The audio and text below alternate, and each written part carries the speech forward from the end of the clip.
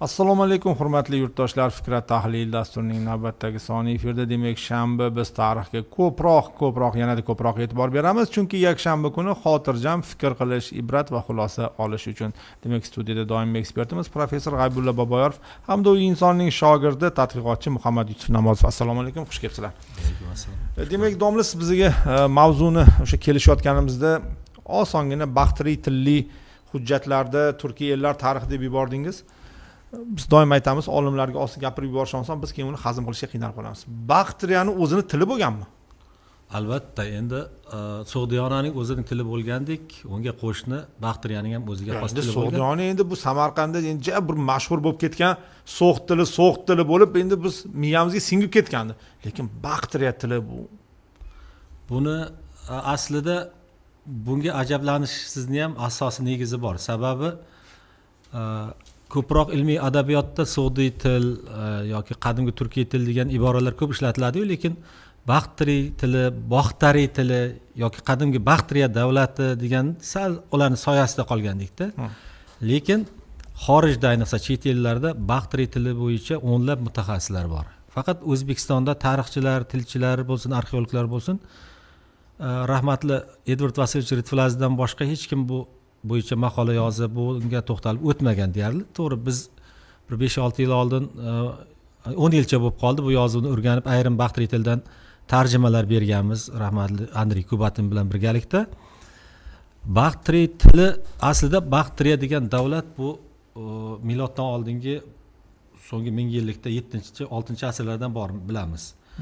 Sog'diyona, qadimgi Xorazm degandek, Baktriya degan davlat ham mashhur. Bu Avesto davri bilan nima bor? O'sha ularning aholisi qaysi tilda so'zlashgan, yozuvi qanaqa, umuman ulardan nima qanday yodgorliklar qolgan degan ma'lumotlarning yoki savollarning qo'yilishining kam bo'lishining sababi keyingi bir 10-15 yildan beri bu tilga oid ko'plab yozuvlar topildi. Teriga, qog'ozga, sopolga yozilgan. Ular onda sonda topilib turardi. So'g'd yozuviga nisbatan kam edi. Masalan, So'g'd yozuvi 100 yillardan beri mashhur va o'rganilib kelinadi. Baktriy yozuv keyingi mana 90-yildan to 2020-yillargacha bir 30 yil davomidagina ilm olamiga keng tanitila boshladi.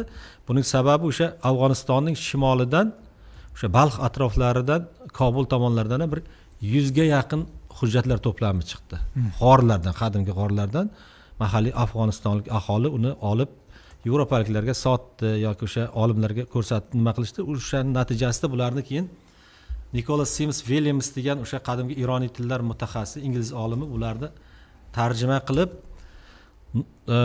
Bactrian Documents from Northern Afghanistan, ya'ni Shimoliy Afg'onistonning Baktriycha hujjatlari degan bir nechta jildli kitob nashr qildi. O'shanda ularning ham o'qilishini berdi, ham transkripsiyasini berdi, ham tarjimalarini berdi inglizchadan. Shundan keyin bu yozuvlarga bo'lgan qiziqish kuchaydi. Shundan endi O'zbekistonga ham bu yetib kelyapti. Oradan necha yillar o'tib. Endi biroz Baktriya davlati haqida gaplashsak, ya'ni uning chegaralari, biz qanchalik taniymiz uni? Baktriyani boya aytganimdek, ko'pchilik o'zbekistonliklar, yurtdoshlarimiz yaxshi biladi. Maktab darsliklarida. Endi Baktriya bor. Baktriyani bilamiz. So'g'dning janubida, Amudaryoning yuqori havzasi, bu Vaxsh, Panj daryolari, bu yoqda umuman Amudaryon, Termiz, Chog'onyon, Balxni bilamiz, Qunduzni bilamiz. Mana shu atroflar o'sha katta, ya'ni So'g'ddan deyarli 2 barobar katta o'lkan yerlarni o'z ichiga olgan bir Baktriya haqida gap ketadi. Bu hozir Grek Baktriya emas. Grek Baktriyadan oldingi Baktriya. Oldingi, ya'ni asl Baktriya. Asl Baktriya va Markaziy Osiyodagi ilk o'troq shahar davlatlar paydo bo'lgan paytda mana shu Xorazm bilan Baktriya deyarli bir vaqtda yuzaga keldi. So'g'd bir muncha ulardan keyinroq nima? Demak, Baktriya So'g'ddan qadimroq. So'g'ddan ham qadimroq. Demak, domla, mana hozir hurmatli muxlislar, o'sha vaqtdagi hali bir xarita olib chiqilyapti. Masalan, domla, mana Sog'diyona yuqori qismida Baktriya, keyin Araxosiya, endi bu yerda yana bir Parxiya davlatlari. Ariya deyapti, bu ham Baktriyaning bir qismi. Araxosiya ham shuning bir qismi. So'g'da endi ko'proq bu Zarafshon daryosi va Qashqadaryo bo'ylari havzalarini o'z ichiga olsa, Baktriya bu kartada biroz siljish bor. Masalan, biroz siljish bor.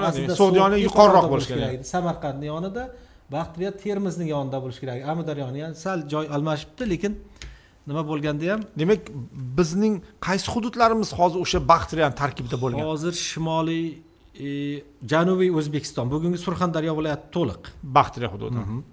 Janubiy Tojikiston va nima bugungi Badaxshon, Pomir hududlari, keyin Kobadiyon degan, Xatlon degan viloyatlar, Ko'lob tomonlarini o'sha Baxtriya nimasiga kiritamiz va asosiy qismi Shimoliy Afg'oniston, bugungi Balx atroflari, Mozori Sharif atroflari, Qunduz atroflari, hatto Taxor degan viloyati ham bor. Bu yerda Bu Toxariston emasmi? o'sha Baxtriya keyinchalik milodiy 4-asrgacha Baxtriya so'zi ishlatiladi. Undan keyin u nom yo'qolib, o'rniga Toxariston degan nom paydo bo'ladi. Buni ham o'ziga xos sabablari bor.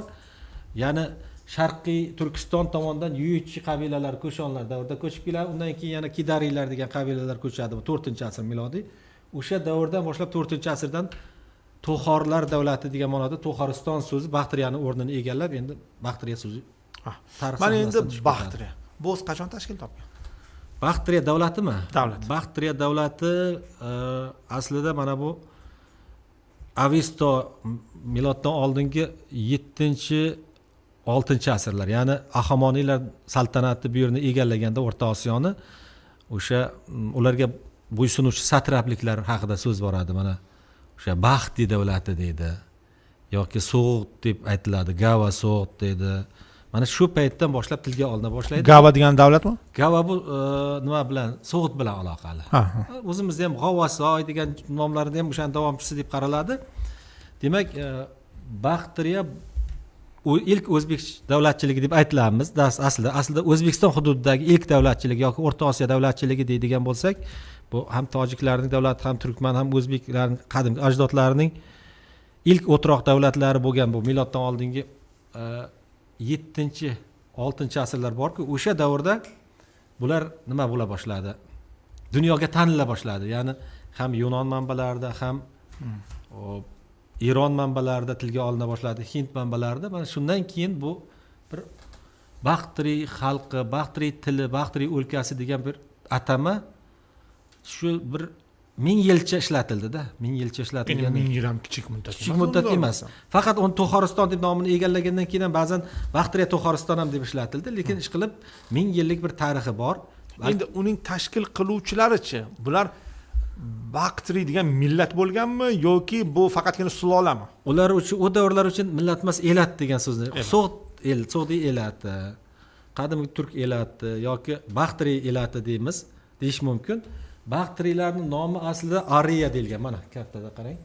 Ariya. Chunki boyagi milodiy 2-asrga tegishli Kanishkaning bitiklari bor. Mana Rabatak bitik toshi deydi, bu Shimoliy Afg'onistondan Kobul tomonidan topilgan So'rx-Ko'tal bitiklari deydi. Ularda men Oriya podshosi Kanishka Shohonshoh deb boshlanadi. O'sha Oromiy nima deb yozuvda? Baxtriy yozuvida boshlanadi, Baxtriy tilida. Bularda Oriya deyapti, ya'ni o'zining davlatini. Buning nomining davomchisi keyinchalik Xuroson tomonga ko'chib, Eronning nima qismi, demak Turkmanistonga yaqinroq qismi, Hirot atroflari ham Ariya deb yuritildi. Bugungi kunda ham Hindistonda bir viloyatning nomi Ariya deb yuritiladi. Demak bu o'sha shimoldan ko'chgan, Volga bo'ylaridan, umuman Oltoy tomonlaridan ko'chgan ko'chmanchi qabilalar, Eron tilli ko'chmanchilar bor miloddan oldingi 1000 yilliklarda, o'sha 2000 yilliklar, o'sha Oriy qabilalarining davomchisi deb ham qilinadi. Hop, mana endi Baxtriya, undan keyingi Grek, Yunon Baxtriya, o'sha Baxtriya faqat u yerda Yunonlarning hukmronligi bor. Hukmdorlar, boshqaruvchilar Yunonlar. Xuddi Sovet davridagi shunaqa vaziyatlarni ko'p ko'ramiz, masalan, Mo'g'ullarning Chig'atoylarda. O'zbekiston Sovet Sotsialistik Respublikasi. Shunday. Boshqaruvchilar, ya'ni o'lka, mamlakat o'zining joyida turibdi, til o'zining joyida, madaniyat turibdi, lekin boshqaruvchilar boshqa, etnik mansub. Mana endi til masalasida. Baxtriya tili qanday til bo'lgan? Baxtriya tili shunaqa bir tilki, Sharqiy Ironiy tillar yoki Ironiy tillarning o'rta guruhiga ham kiradi deyiladi. Ya'niki bu aynan So'g'd, Xorazm tillaridan farqli. Bir muncha ajralib turadi. Lekin forscha ham emas. Forscha ham emas. Buning bugungi kundagi davomchisi uncha ko'p emas. Davomchilari bu Badaxshon, Pomir tog'larida, Himolay, Hindukush tog'larida yashaydigan xalqlar bor. Mana tog'li badaxshonliklarning ichida munjoniy degan, munji ham deyiladi, o'zlari munji deb aytadi, yidg'a degan tillar bor. Ozgina aholi gaplashadi. O'shalarning tili, ya'ni bu bugungi fors, tojik tillaridan ham farqli, pushtun tilidan ham farqli, dari, ya'ni forschaning bir turi daridan ham farqli, hatto so'g'itchadan ham ancha farqlanadigan til. Ya'ni hatto juda qo'shni yashagan bo'lsa ham bular chegara qo'shni. To'g'ri, bir-birini boshlang'ich bir-birini tushungan bo'lishi mumkin, so'g'diylar bilan baxtriylar yoki naryodagi boshqa xalqlar, lekin bularni tog'lar, daryolar, yillar, asrlar ajrata boshlagandan keyin tilda uzoqlashib kuzatiladi. Masalan, so'g'itlar qadimgi eroncha dug'uda degan so'zni duxta degan bo'lsa, ya'ni qiz degan ma'noda, forschada, hozir duxt tojikchada duxtar. Duxtari. Bular lug'ut degan, lug'uda degan. Dinni legal aylantirgan bular. Juda bir ajoyib almashtirishlar bo'lganda, D bilan L ni nimasi o'xshash shu darajada almashtirish bo'lgan? D bilan L aslida so'g'it yozuvida ham shunaqada. Masalan, biz Bazdaviylar degan ana Kaspiyning bir joyi bo'lgan, Bazda qishlog'i. O'sha joydan chiqqan olimlarning, hadisshunoslarning Bazdaviylar borda, bir nechta islom olimlari. Hozir o'sha qishloqning nomi Fazli bo'lib qolgan. O'zi nima bo'lgan? Qadim Bazda bo'lgan, hozir Fazli bo'lib qoldi, ko'ryapsizmi? Mana shunaqa holatlar bor. Bu misol ko'p aslida D bilan L ning almashuviga. Yoki masalan Dorug' deydi hozir forsiylar, tojiklar ham Dorug', yolg'on degan ma'noda, ular Lurug' degan, Lurug'. Baxtriyalik. Baxtriyaliklar. Keyin bular hafta degan bo'lsa, 7 ni bular atta degan. Mana shunaqa orada ayrim tovushlar tushishlar bor-da. Bu endi o'zimizning turkiylardagiga o'xshab ketadi. Har bir tilda o'zi dialekt shevalarida farqliliklar boshlanib bo'lib ketadi-da. Keyin ayrim so'zlarni bugungi kunda sho'g'non, vahon, ishkashim, yazg'ulomi degan pomirliklar tillari bor. O'sha Shimoliy Afg'onistonda, Shimoliy Sharqiy Afg'oniston tog'larida, Janubiy Tojikiston tog'larida yashaydigan Badaxshon, Himol nimalarda Pomirda yashaydigan xalqlarda tillarida o'sha baxtri tiliga xos so'zlar saqlanib qolib ketgan. Ancha-muncha so'zlar uchraydi. Masalan, o'zimizda ham tilda shevalarda ham bor buning izlarini. Ayniqsa Surxondaryoda yaxshilab qarash kerak bo'ladi. Surxondaryo o'zbeklar va tojiklarning orasida ham bo'lishi mumkin. Endi uni chuqurroq izlanish kerak bo'ladi-da. Demak, bizda shu vaqtgacha jiddiy o'rganilmagan mavzu. Mana masalan, biz ham endi eshityapmiz. Napayt bo'ldi deydi. Birovni farzandi yosh bola vafot etgan bo'lsa, biz tomonlarda napayt bo'ldi deydi-da. Ya'ni istihola qiladi, vafot etdi, o'ldi deyishdi o'rniga chaqaloq napayt bo'ldi deydi. Nima degani bu? Bu yo'q bo'ldi degani. Nopaydo yoki o'sha nima bo'lishi. U nobut. Napayt degan formasi baxtriyachaga yaqinlashadi, ko'ryapsizmi? Uni faqatgina o'sha yerda shevalarini izlab ichiga kirsangizgina shunaqa ekan deb sezib qolasiz. Bo'lmasa ming shevashunos bo'lasizmi, ming tilshunos bo'lasizmi, o'sha joylarga bormasangiz, ko'rmasangiz, xalq orasida yurmasangiz o'tkazib topolmay qolasiz. Demak, bizda nafaqat so'q tili, baxtri tili ham bo'lgan ekan. Bu zo'r. Mana endi savol tadqiqotchi Muhammad Yusuf shogirdingizga, universitetlarda o'rganamizmi biz baxtriya tilini? Baxtriya tilini bugungi kunda universitetlarda asosan O'zbekiston tarixini o'sha qadimgi davrda baxteriyani xuddi o'sha O'rta Osiyodagi boshqa davlatlar singari O'rta Osiyo umuman O'zbekiston davlatchiligidagi ilk shahar davlatlar sifatida o'rganib ketamiz. Baxtiyari aynan o'sha tilini nima emas, balki uni madaniyatini, shaharlarini, davlatchiligini, sulolalarini umumiy tarzda o'rganib ketamiz. Lekin aynan o'sha baxteriya tilini yoki uni yozuvini bugungi kunda universitetlarda maxsus o'tiladigan darslar. Nega?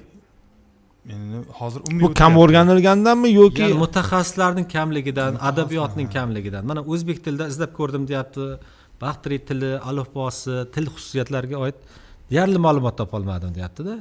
Ya'ni ustozlarning o'zlari ham bunaqa ma'lumotga ega emas. Lekin bu bizning boyligimiz. Masalan, bu qancha ko'p bizning hududda til, millat, elat, xalqlar yashagan bo'lsa, bu bari bizniki, bizning xazinamiz bu. Chunki tasavvur qiling, men qadimgi turk tilini bilan, men so'q tilini o'qiy olaman. Masalan, men xursand bo'lib ketaman, domla kesalar so'q tilida o'qib beradilar. Ajoyib-da, endi bu bir tilni bilasan sen, bo'lib ham qadimiy tilni bilasan. Endi buni oldiga yana baxtriya tili qo'shilsa va baxtriya bizga umuman begona emas, bu Surxondaryo hududi baxtriya tarkibida bo'lgan. Umuman Janubiy Turkiston ham to'liq baxtriya hududi bo'lgan. Biz uchun begona emas. Bo'lib ham o'rta asrlarda eng ellinlashgan davlatlardan biri ham bu aynan Baktriya va Grek bugungi kunda madaniyati, o'sha bizda bir video bor edi Shokirjon, shuni toping, ali Amudaryo bo'yidagi Aleksandriya degan videoni qo'ygandik, shuni bir yana aylantiraylik ko'z quvnasin.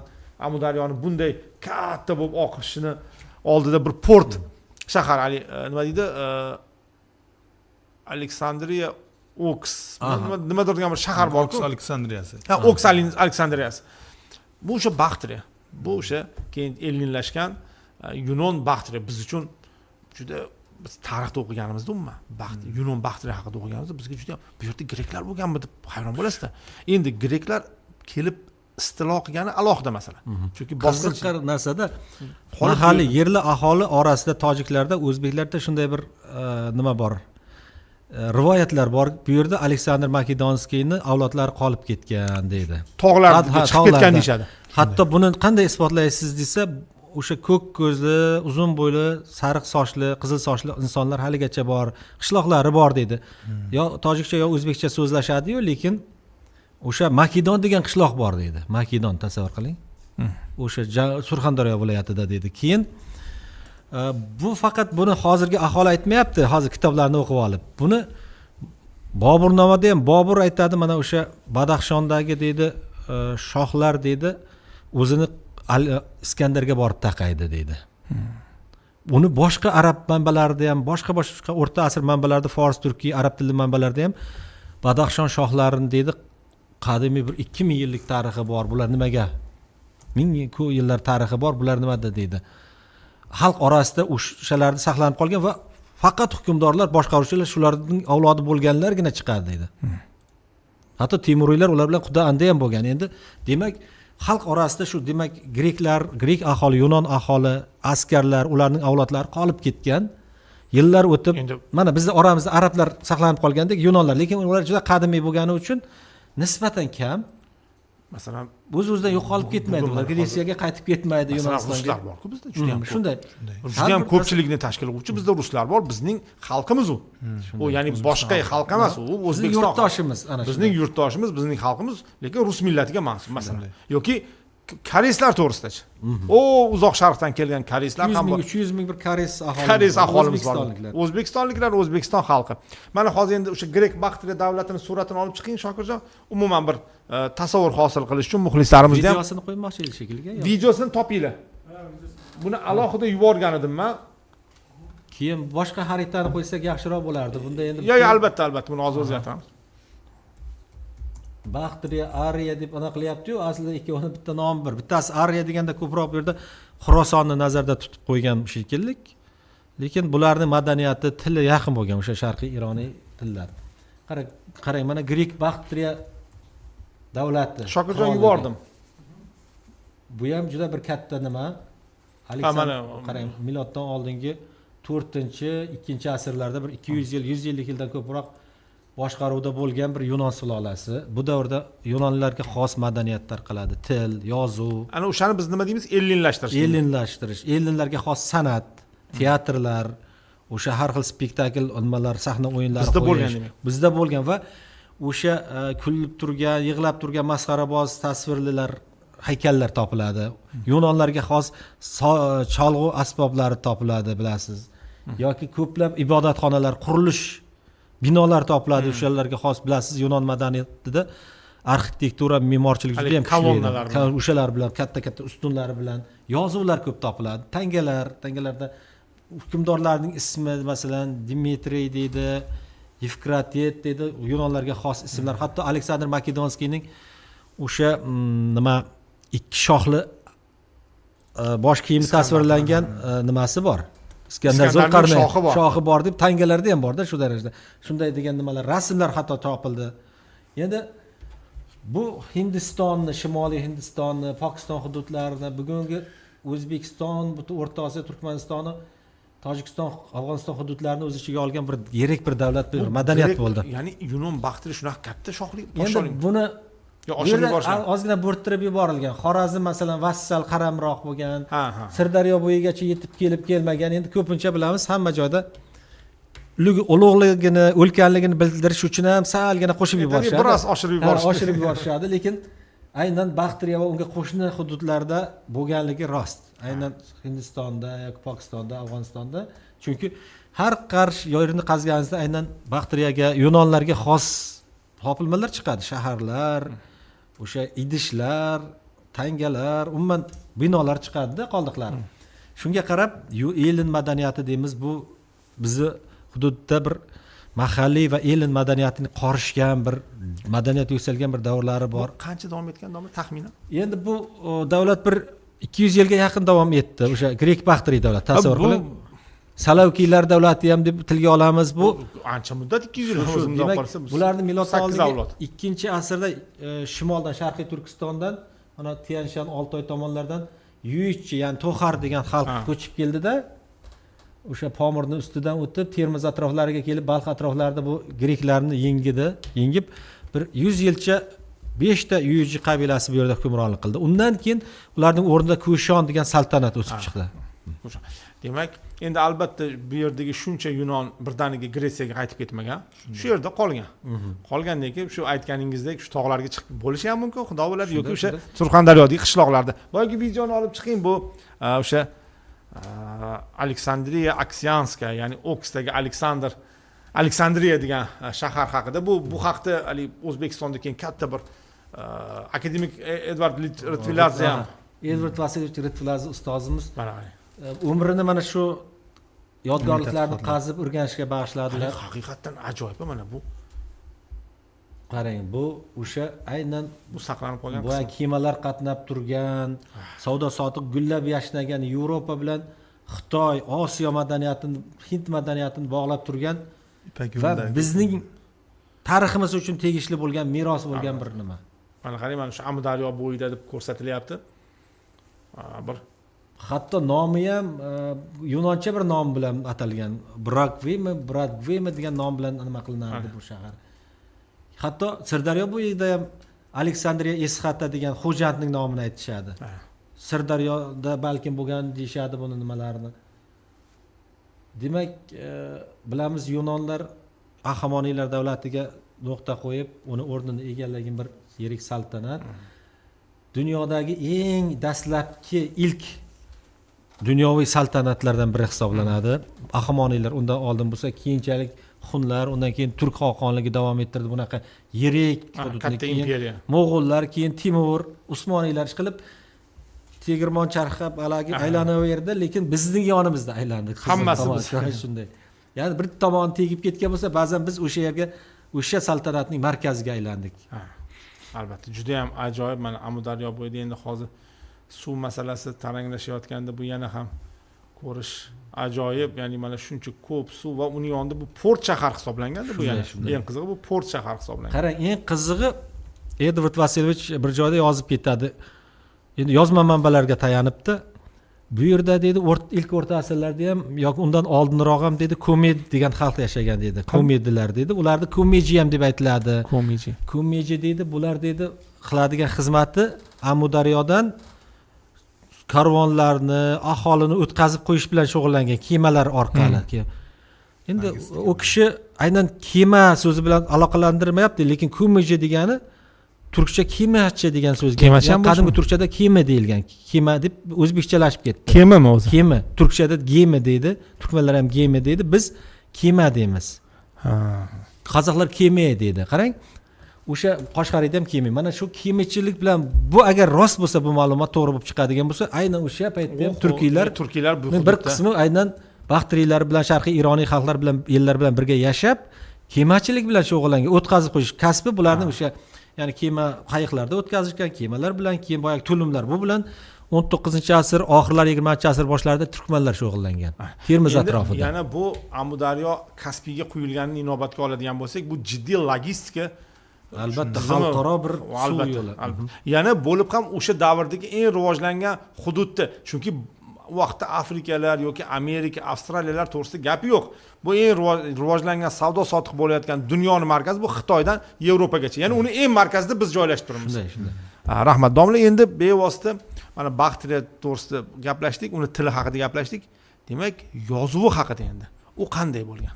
endi so'q yozuvini bilamiz, siz bizga ko'p o'qib berasiz, uni biz qiziqib ko'ramiz, ajoyib xursand bo'lamiz. Bizning hududlarda mana alohida o'zini yozuvlari bo'lgan deymiz, lekin endi baxtli yozuvi chiqib qoldi.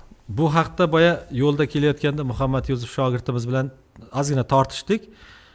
Bu o'qigan Wikipediyadan olib o'qigan, o'zbekcha adabiyotlardan o'qigan bo'lsa, hozir o'zi ham gapirib so'zlab beradi. Bu deydi Oromiy yozuvidan yoki deydi nimadan olingan ekan, Pahlaviy yozuvidan olingan ekan dedi. Keyin men biroz ochiqlama berdim. Hozir biroz o'zi so'zlab bersa.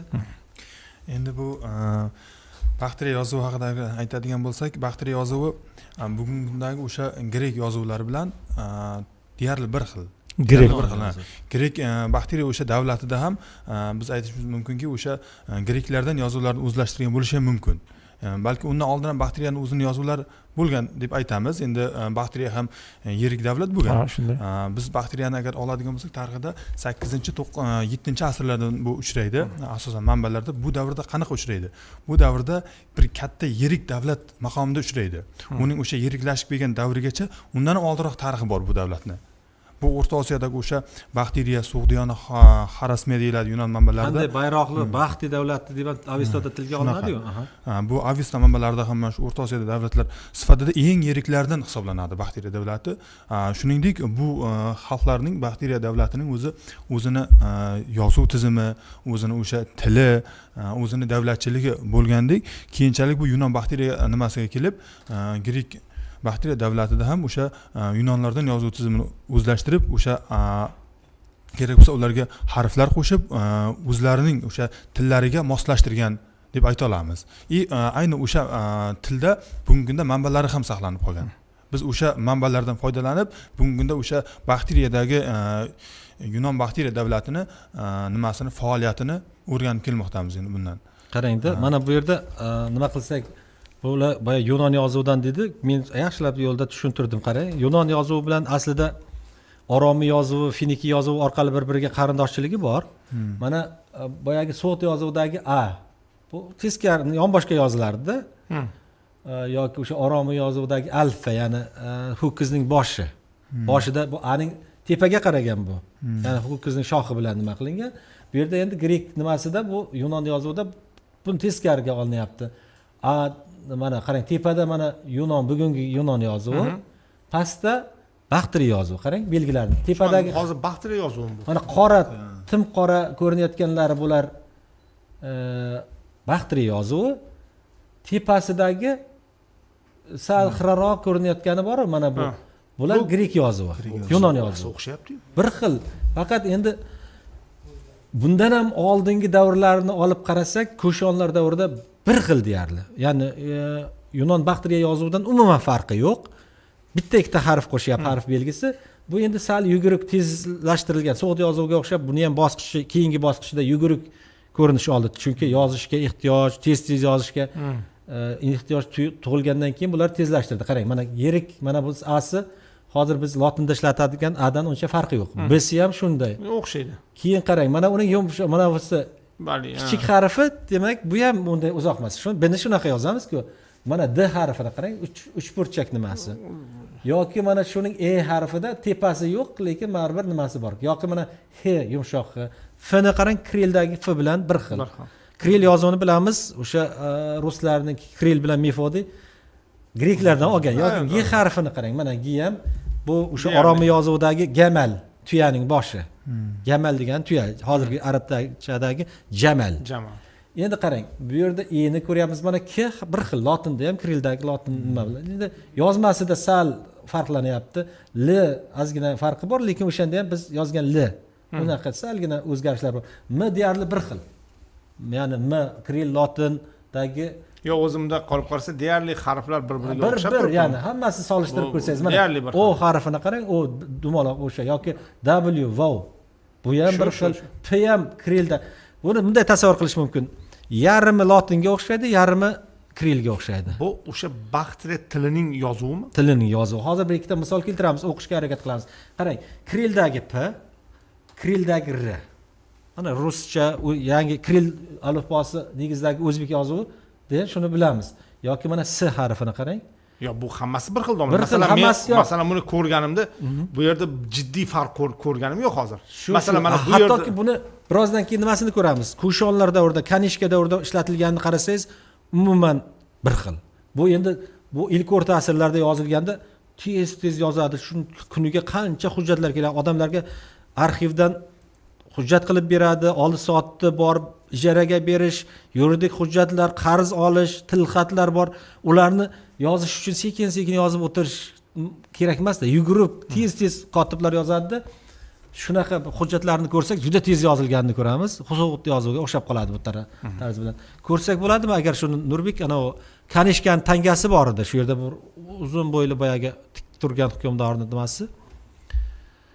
Endi bu tangalarni bizni shogirdlar ham ustozlari orqali Kanishkaning tangalari, Ko'shon tangalari deb ko'rgan ularni. Mana qarang. Mana shuni bir nima qilishga harakat qilaylik. bu bizning hududimizda amalda bo'lgan tangalarmi? Shu bu Shimoliy Afg'oniston, mana Baxtriya hududida amalda bo'lgan, Janubiy O'zbekistonda yoki Samarqand atroflarida ham topiladi. Mana bu yerda qarang, Basilius Basi deyapti, mana B A S I Leon deyapti.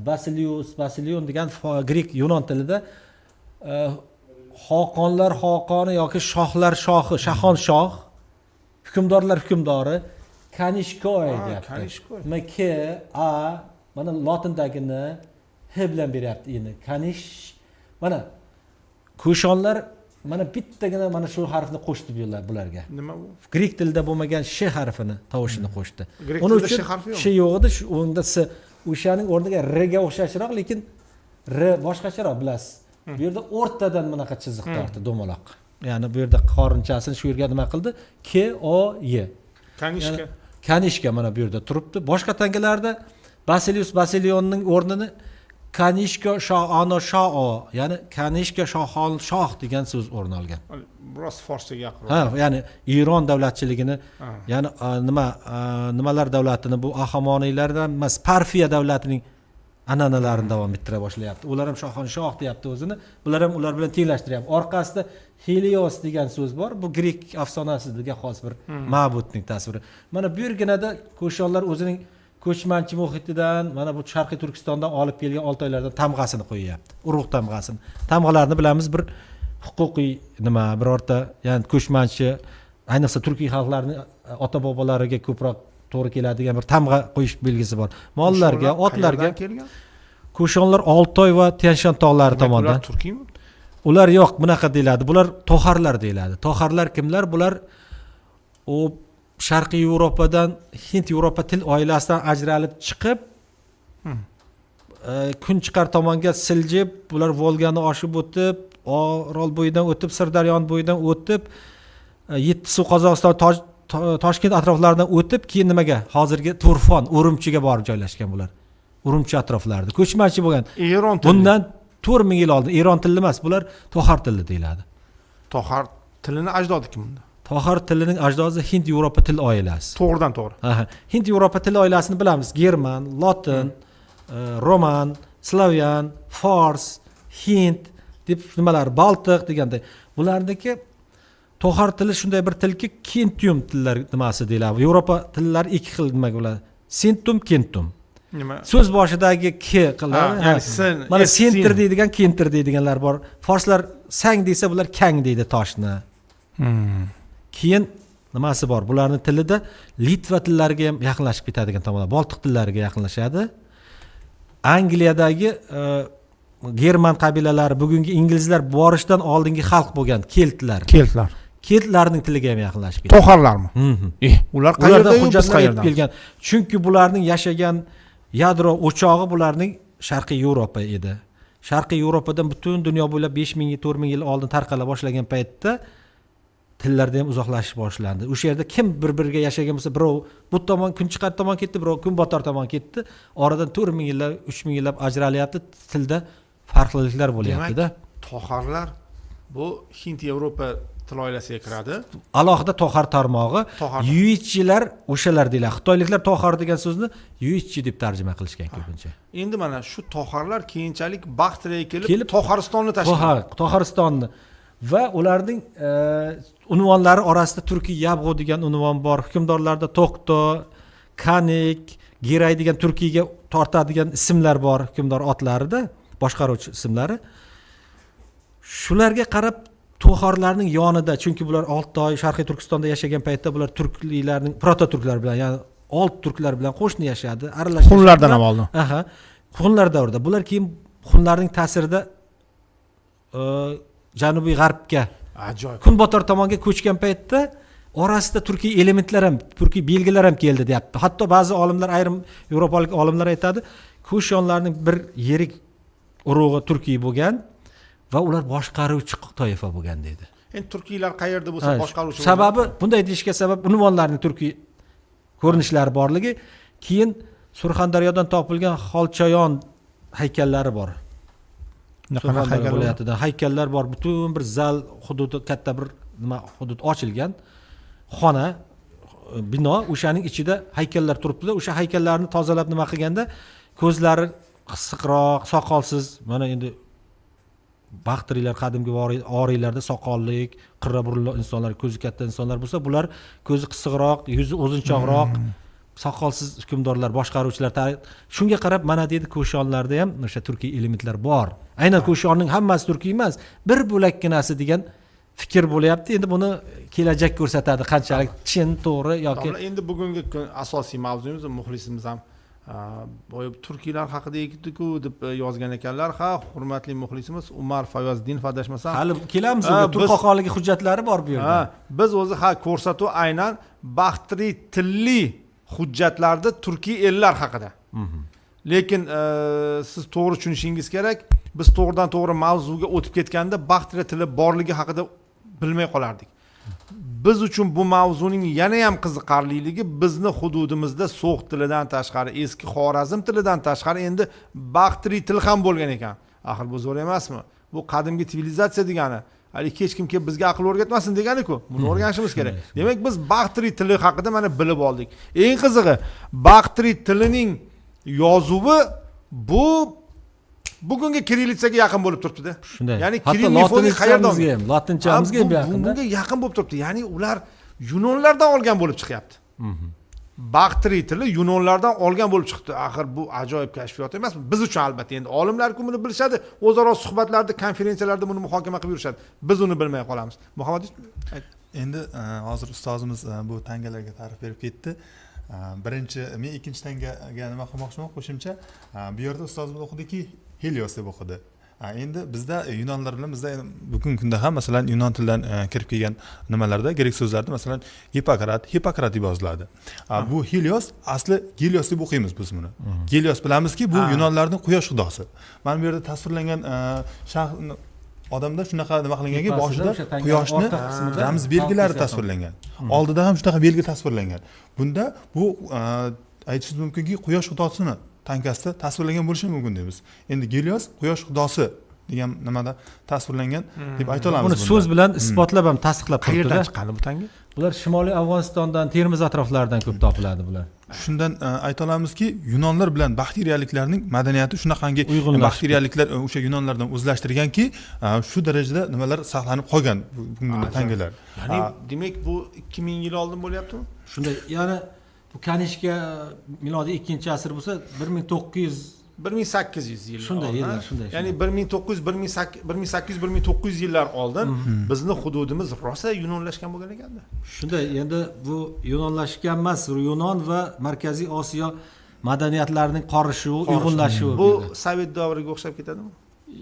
Shunday ham desa bo'ladi, albatta bir begona yot bir. Chunki umuman boshqa sivilizatsiya edi-ku, masalan. Shunday, endi yetakchi, boshqaruvchilarga xos madaniyat va ular qo'l ostida yashagan aholining, yerlik turg'unlarning, ular aholining tili, madaniyati, dunyoqarashining bir-biriga uyg'unlashuvi. Chunki boshqa tangalarda masalan Mah degan so'zni ko'ramiz, oy xudosi bilan aloqali yoki Ardoqsho, Vahsho deydi, Vahsh daryosi, Omo degan qadimgi bu yerda muomalada bo'lgan tanga, ya'ni Gretsiyadan kelib qolmagan. Yo'q, bu yerning o'zida hattoki Kushonlardan oldin ham Grek Baxtriya davlati paytida o'nlab tanga turlari Grek hukmdorlar nomidan bosilgan, hammasi o'zimizda zarb qilingan va shu yerning an'analari bilan bostirilgan. Gretsiyadan, Yunonistondan ancha farq qiladi. Yana qiziq tarafi, bundan oldingi xaritaga o'ting Nurbek.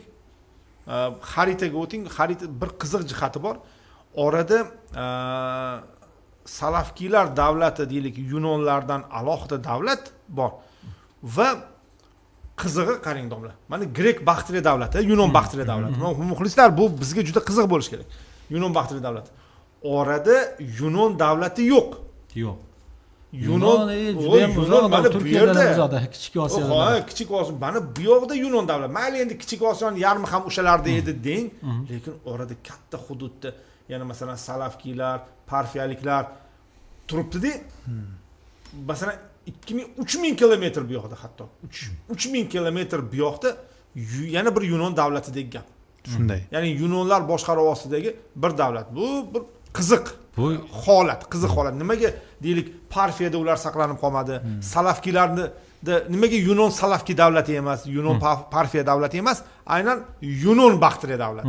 Ya'ni Yunonlarning bu yerda qolishi va demak madaniyatlar bir-biriga tekkan. Chunki agar madaniyat qorishmasa ular qola olmaydi. Albatta, ya'ni aholi ularni qabul qilishi kerak. Qabul qilish kerak. Bo'lmasa sekin tekis chiqarib yuboradi. Bu nimani bildiradi? Demak, bu yerdagi aholi kuchli madaniyatlarni qabul qilish, bag'ri kenglik bor, tolerantlik deyiladi. Ya'ni unda ko'rgan madaniyat demak, ha, rivojlangan, ilm-fan rivojlangan. Chunki Yunonlarni endi o'sha vaqtda kim bilmagan? Hamma bilgan Yunonlarni o'sha vaqtda. Uning o'sha mana Makedonskiyning ustozlari, bular kim? Hammasi Arastular, bu juda kuchli olimlar. Buyuk shaxslar bor. Va demak, Markaziy Osiyo o'sha vaqtda ham ilm-fanni qabul qila olgan. Albatta. Kuchli madaniyatlardan ta'sirlangan. Kuchli bo'lsa agar u va foydali bo'lsa. Albatta.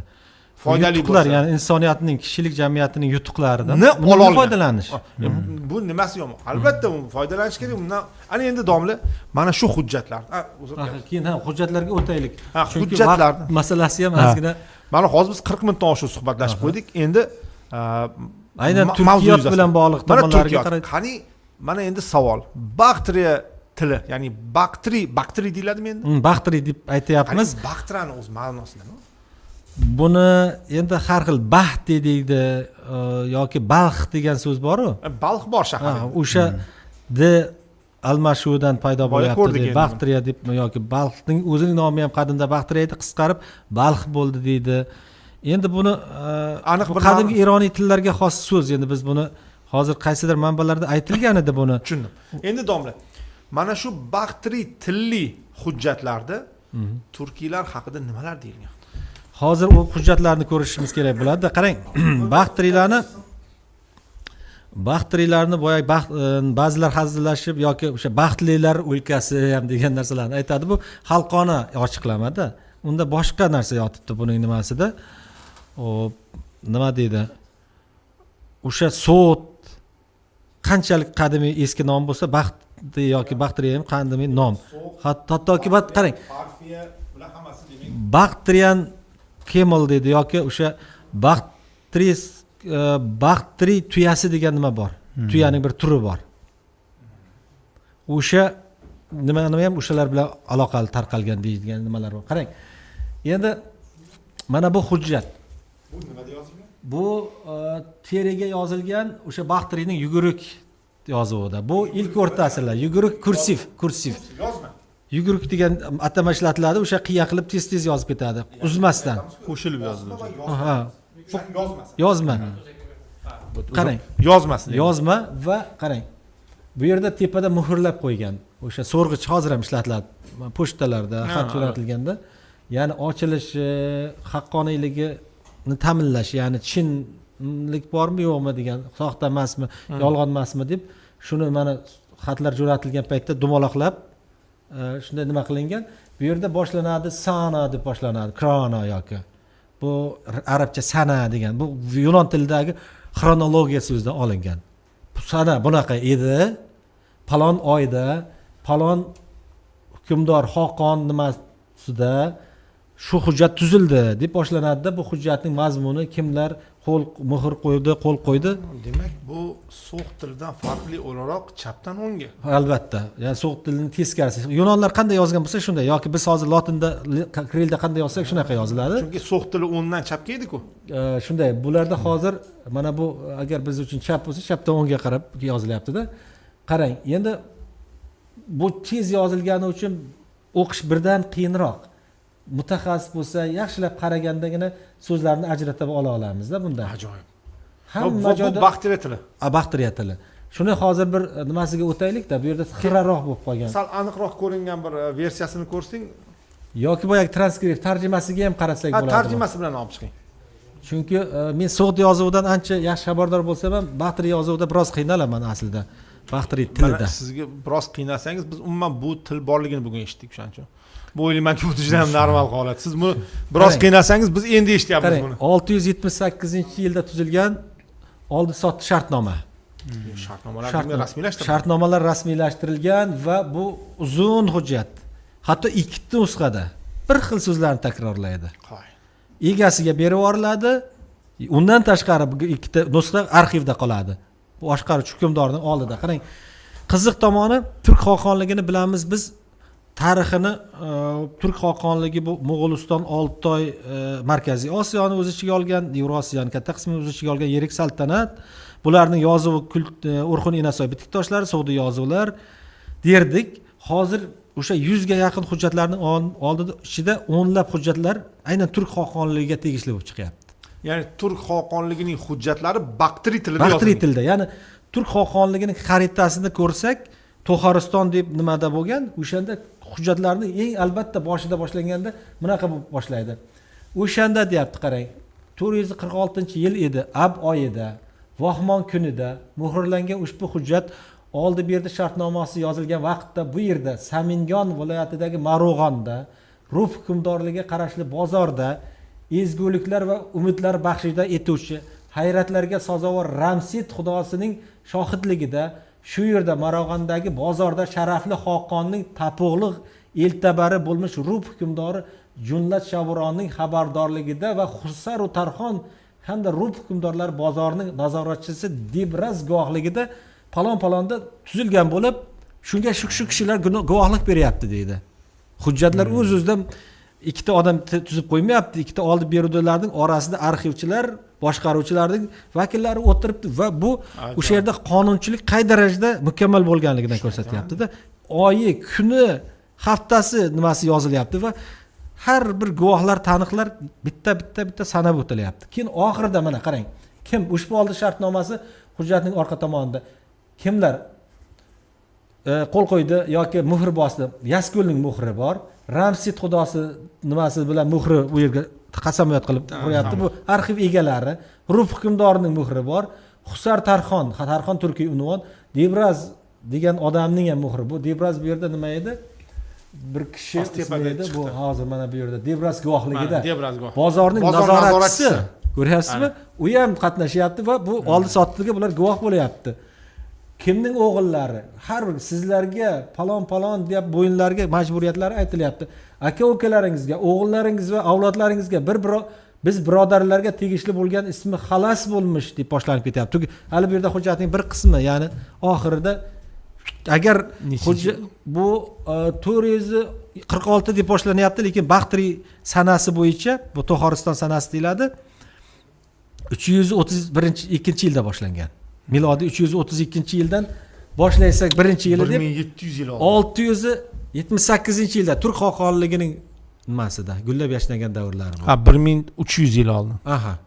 Turk xoqonligi bu yerda To'xariston yabg'uligi bo'lib turibdi. Turk xoqonlarining o'g'illari boshqaryapti. Ularning eltabar, tapuqliq degan turkcha so'z uchrayapti. Tapuqliq, eltabar, mana yoki Tarxon degan nimalar uchrayapti. Yana boshqa hujjatlarda ham xoqonlar bor, xotunlar bor va tudunlar bor. Tudunlar kim?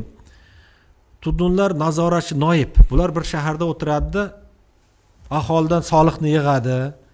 O'sha yerdagi mahalliy boshqaruvchilarni nazoratda tutadi, bir yilda bir hosilni yig'ilgan hosildan soliqni olib xoqonga yuborib turadi. Mana bu yerdagi hujjatlarni qarang. Bularni turk xoqonligining qariyb 150 yillik hujjatchilik tarixini mana shu Baxtri hujjatlari orqali kuzatamiz.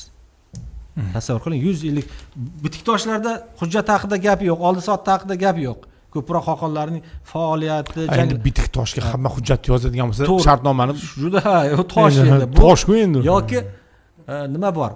Sug'diy hujjatlarda ham aytib o'tganmiz, boshqa nimalar ko'rsatuvlarimizda, chiqishlarimizda. U yerda ham kimgadir nima berilishi haqida, nikoh shartnomasi, Xoqqonga yuborilgan xat haqida so'z ketadi. Bu yerda ko'proq yuridik hujjatlar, huquqiy hujjatlar. Ajoyib. Ya'ni bizda huquq uncha e'tibor bermaydi deyishadi, lekin tarixda unday bo'lmagan ekanmiz. Mana bu talabamizdan so'rab ko'ring qani bu hujjatlar haqida ustozlari o'tishganmikan? Biz o'rganyapmizmi bularni o'zi? O'rganyapmiz deb ayta olamiz, chunki boya yuqorida bergan savolingizda aytdingizki, bugungi kunda o'sha bakteriya tili yoki so'x tili o'rganilyaptimi, universitet darsliklarida bormi degan savolingizga men o'sha yerda aytib o'tdimki, O'zbekiston tarixining qadimgi davri bilan o'rganilyapti.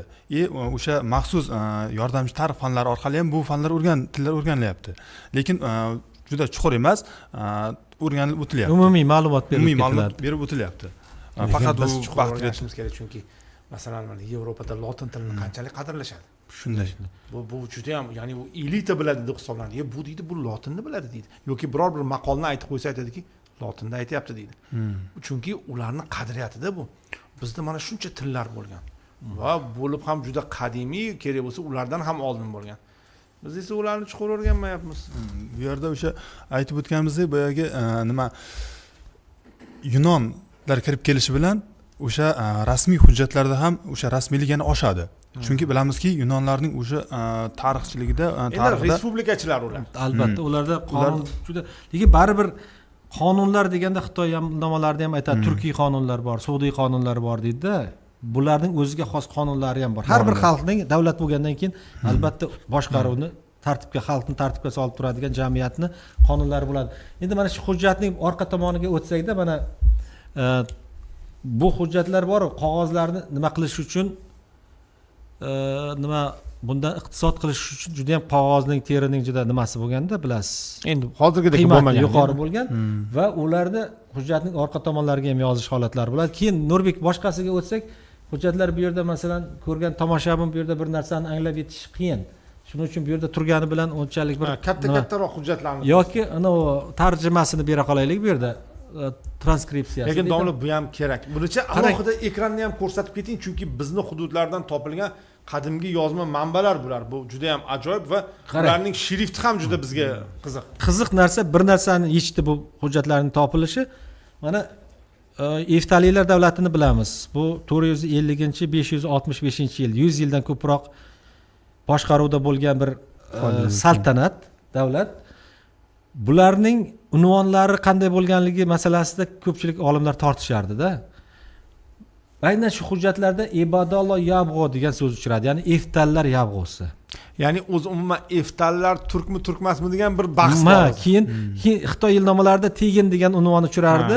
Shunga qarab Eftallar demak turkiy bo'lsa kerak degan taxminlar bor edi. Shunda Oqxun degan. Oqxun. Qarang, Eftallar davriga Kushondan keyin bularda mana yugurik yoki tez yozish nimasi kelyapti. Endi buni bir o'qiganda tushuna olmay qoladigan darajaga kelyapti.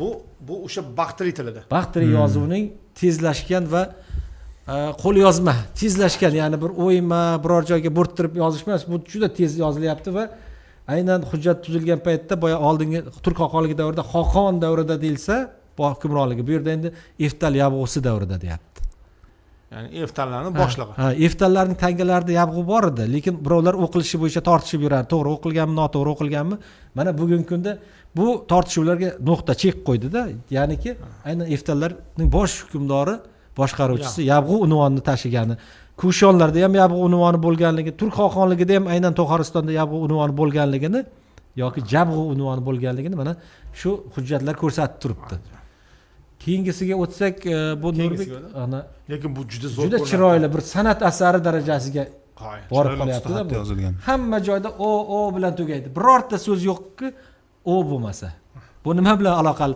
Ba'zilar aytadi fors tilidagi izofa, masalan, baroyiman, ahvoli shumo deganga o'xshab, chashmi shumo degandagi i'ni o nimasi deyapti-da. Bugun biz koreyschada ham qayerdadir shunaqa bilan tugaydi, emas o bilan. Endi bu boshqa nima. Ularda ham to'g'ri unli bilan tugash bor. Bu nimada ham har bir so'zda unli bilan tugaveradi.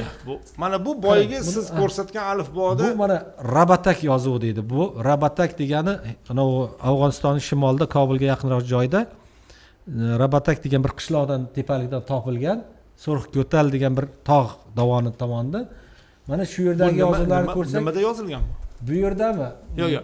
nimada yozilgan bu deyman, nima bu? Uyib yozilgan. Toshga o'yib yozilgan. Bitik tosh. Bitik tosh. Va bu yerda mana ozgina o'chgan, bu yerda Stargo Kanishka Shaona Sho deb boshlanib ketadi bularda. Ya'niki o'sha bir dastlabki nimalarda Mana bu yerda yana juda buyuk oson Kushonlar hukmdori A harflarini mana bu ana hamma joyda O'ni O'ni mana. A do deyapti. Mana B harfi, mana B A harfini keyin mana E harfini ko'ryapmiz. shunaqa qarang. Demak, bundan so'z boshligini tushundim. Shunaqa, aha. Yoki mana bu X harfini ko'ryapmiz, yumshoq Xni ko'ryapmiz, G'ni ko'rib turibmiz. Ajoyib. Hop, ya'niki begona harfni bu yerda ko'ra olmaysiz. Faqat bu yerda qiynaydigan narsa so'zning ma'nosini topish. Masalan, kirdo degan so'z tushyapti. Kirdo degani men tangalarda, so'z tangalarda ko'rsatganman, akard, kird. Forscha, tojikchadagi kor, kardan degan fe'l bilan aloqali. Shu so'zda mana shunday qildim, men falonda yurishlar qildim degan so'zlar bu yerda ya'ni aholiga qarang, bu Baqtri tilida yozilgan turkiy hujjat, shundaymi bu? yo'q, bu nima hujjat? Baqtri tilida yozilgan Kushon hukmdori Kanishkaning bitiki. Turk xoqonligidan 500 yil oldingi hujjat bu. Biz 7-6 asr haqida gapirsak, bu yerda 2-asr bu nimasi ketyapti. Keyingisiga o'tsak, yana shuni bir nimasi chizmasi bor edi. Bunda yana ham yaqinroq ko'rinardi. Bu endi originalida xalqqa yaxshiroq ko'rinsin deb hurmatli tomoshabinlarimizga, ko'ruvchilarga qarang. Mana bu ham o'sha So'rx ko'tal 2-asr nimasi. Ko'ryapsizmi? Bu yerda ham yozuvlar tiniq-tiniq. A harfi, B harfini ko'ryapmiz. Faqat K harfini ko'ryapmiz. Mana M harfini ko'ryapmiz. K harfi bor. Ana siz ham biroz tursangiz o'rganib olasiz. Buni hozir kursi so'ngigacha bu alifboda o'qiymiz biz. Mana bu Sh harfi bular o'zi kiritgan. Mana B harfi yozmadi, M harfi. Buni hozir birpasda o'qiymiz. Shunday. Endi ba'zi tomonlar sinib ketgani uchun to'liq ma'nosini chiqara olmay qolishimiz mumkin, lekin harakat qilsak bir umumiy nimalar olishimiz mumkin. Bu Kobulda saqlanar ekan, Kobul muzeyida Afg'onistonda. Qarang, juda ko'p buyumlar o'sha Baqtri yozuvlari u tomonda ko'proq. Albatta, u yerda ko'p Baqtrining katta qismi o'sha yerda bo'lgan. Keyingi suratlarga o'tamiz. Qarang, buni endi boyagi tez yozilgan yozish shakli bu ilk o'rtasilar. Mana qoyalar, xarsang toshlarga yozyapti. Toshga shunaqa tez yozgan. Yirik toshlarga o'yib. Bu yozuv o'sha aynan Badaxshonda, hattoki bir mana Yettisuda Qozog'iston tomonlarida ham chiqib qolyapti. Chunki ular o'sha yerlarga borib, savdogarlar o'zini ismini yozyapti, xabarini yozib qoldiryapti-da. Mana bu yerda ham o'sha mana Fromo degan so'z bor. Mana F R O M O. Fromo degani nima? Rumlik degani. Vizantiyalik degan. Vizantiyaliklardan kelgan elchi haqida gap ketyapti bu yerda. Shunaqa nimalari bor. Keyin nimasi bor? So'g'itchaga o'xshab abo degan so'z bularda ko'p uchraydi bu. Mana shunaqa so'z bog'lovchi so'zlar ko'p nimalari bor. Keyingisiga o'tsak, mana qarang. Eftalilarning kimligi masalasida ko'pchilik tortishib kelardi, boya aytganimdek. So'zlar kam uchraydi. Keyin qarang, bularda alxon degan nima uchraydi. Mana al xon, mana al, mana bu yerda a o bilan yoziladi, mana l. X o, mana n o, mana n ni ko'ryapsizmi? Lotincha nega o'xshayapti? Alxonno al degani bizning tilda Turkiyada yoki forslarda ham al degan nimasi uchraydi. Alvon, qizil, to'q qizil, xon degani xunlar. Qizil xunlar. Mana bu yerda yozilgan tangada. Bu yerda ajratib ko'rsatyapti. Mana bu yerda xingil, bu yerda alxonno deyapti. Xingil degan bir urug' haqida gap ketyapti. Xingilni xanjar ham deyshadi. Qadimgi turkcha xing'iraq, egri qilich, xanjar degan ma'noni, pichoq, egri pichoq degan ma'noda shunday bilan laqabi bo'lgan deyishyapti. Mana hukmdor tasviri tangada nima qilinyapti. Shu ham eftalilarning kimligini aniqlashda yordam beradi-da. Keyingisiga o'tsak, bu demak turkiy tarixni mana shu yerda ko'ra olyapmiz-da. Endi baribir turkiy tarix ko'proq hujjatlarida ko'proq aks etgan. Buni o'sha Baqtri yozuvlarining yuksak bilimdoni angliyalik olim Nicholas Sims Williams, u kishi bilan uchrashganman konferensiyada Istanbulda. Ham Sug'diy, ham Pahlaviy, ham Baqtri yozuvlarini o'qish bo'yicha yetuk mutaxassis. Shu kishi ko'p muammolarni, chigalliklarni yechyapti va bir yirik maqola yozgan o'sha Baqtri hujjatlaridagi turkiy unvonlar degan. o'shanda xoqonni ko'rsatyapti, tudunni ko'rsatyapti, tarixonni ko'rsatyapti, xotunni qutlug', tapaqliq, sevuk degan ayol boshqaruvchini ko'rsatyapti. Endi qarang, mana bu tangalar Hind va Pahlaviy turk Baxtri madaniyatlarning to'rtta madaniyatning aralashmasi bor bu yerda. Nimada? Turkiylikni mana bu yerda bo'ri boshi, Kobullar tegin shohlarining Kobulda 640-843-yillarda 200 yildan ko'proq Kobulni boshqargan bir sulola bor. Beruniy bularni turk deb yozadi. Xitoyliklar ham o'sha Ashina sulolasining shularning tangalarida qarang. Mana bu yerda qarang, Shiri Tigina Shoho deyapti. Nima degani? Shiri degan, Shiri bu hind tilida hurmatli janob, Tegin shahzoda, Eltigin, Kultigindagi, shoh bo'lsa forschadagi hukmdor. 3 ta madaniyatni Shivada nima? Hind, turk va fors madaniyatini ko'ryapmiz-da, chunki bular yashaydigan o'lkada, Kobul va atroflarida, tegrasida shunaqa tilda so'zlashuvchi xalqlar yashayapti birgalikda. Va ularning tiliga xos so'zlar o'rin olyapti.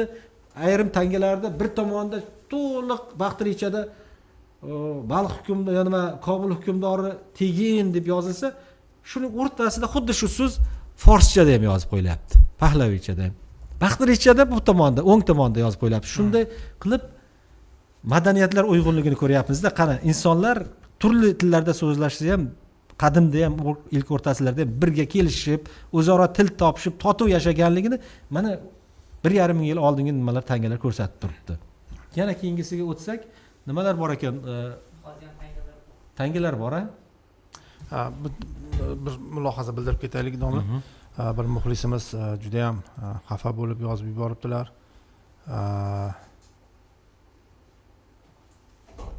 Men tojikman, O'zbekistonda tug'ilganman, O'zbekiston fuqarosiman.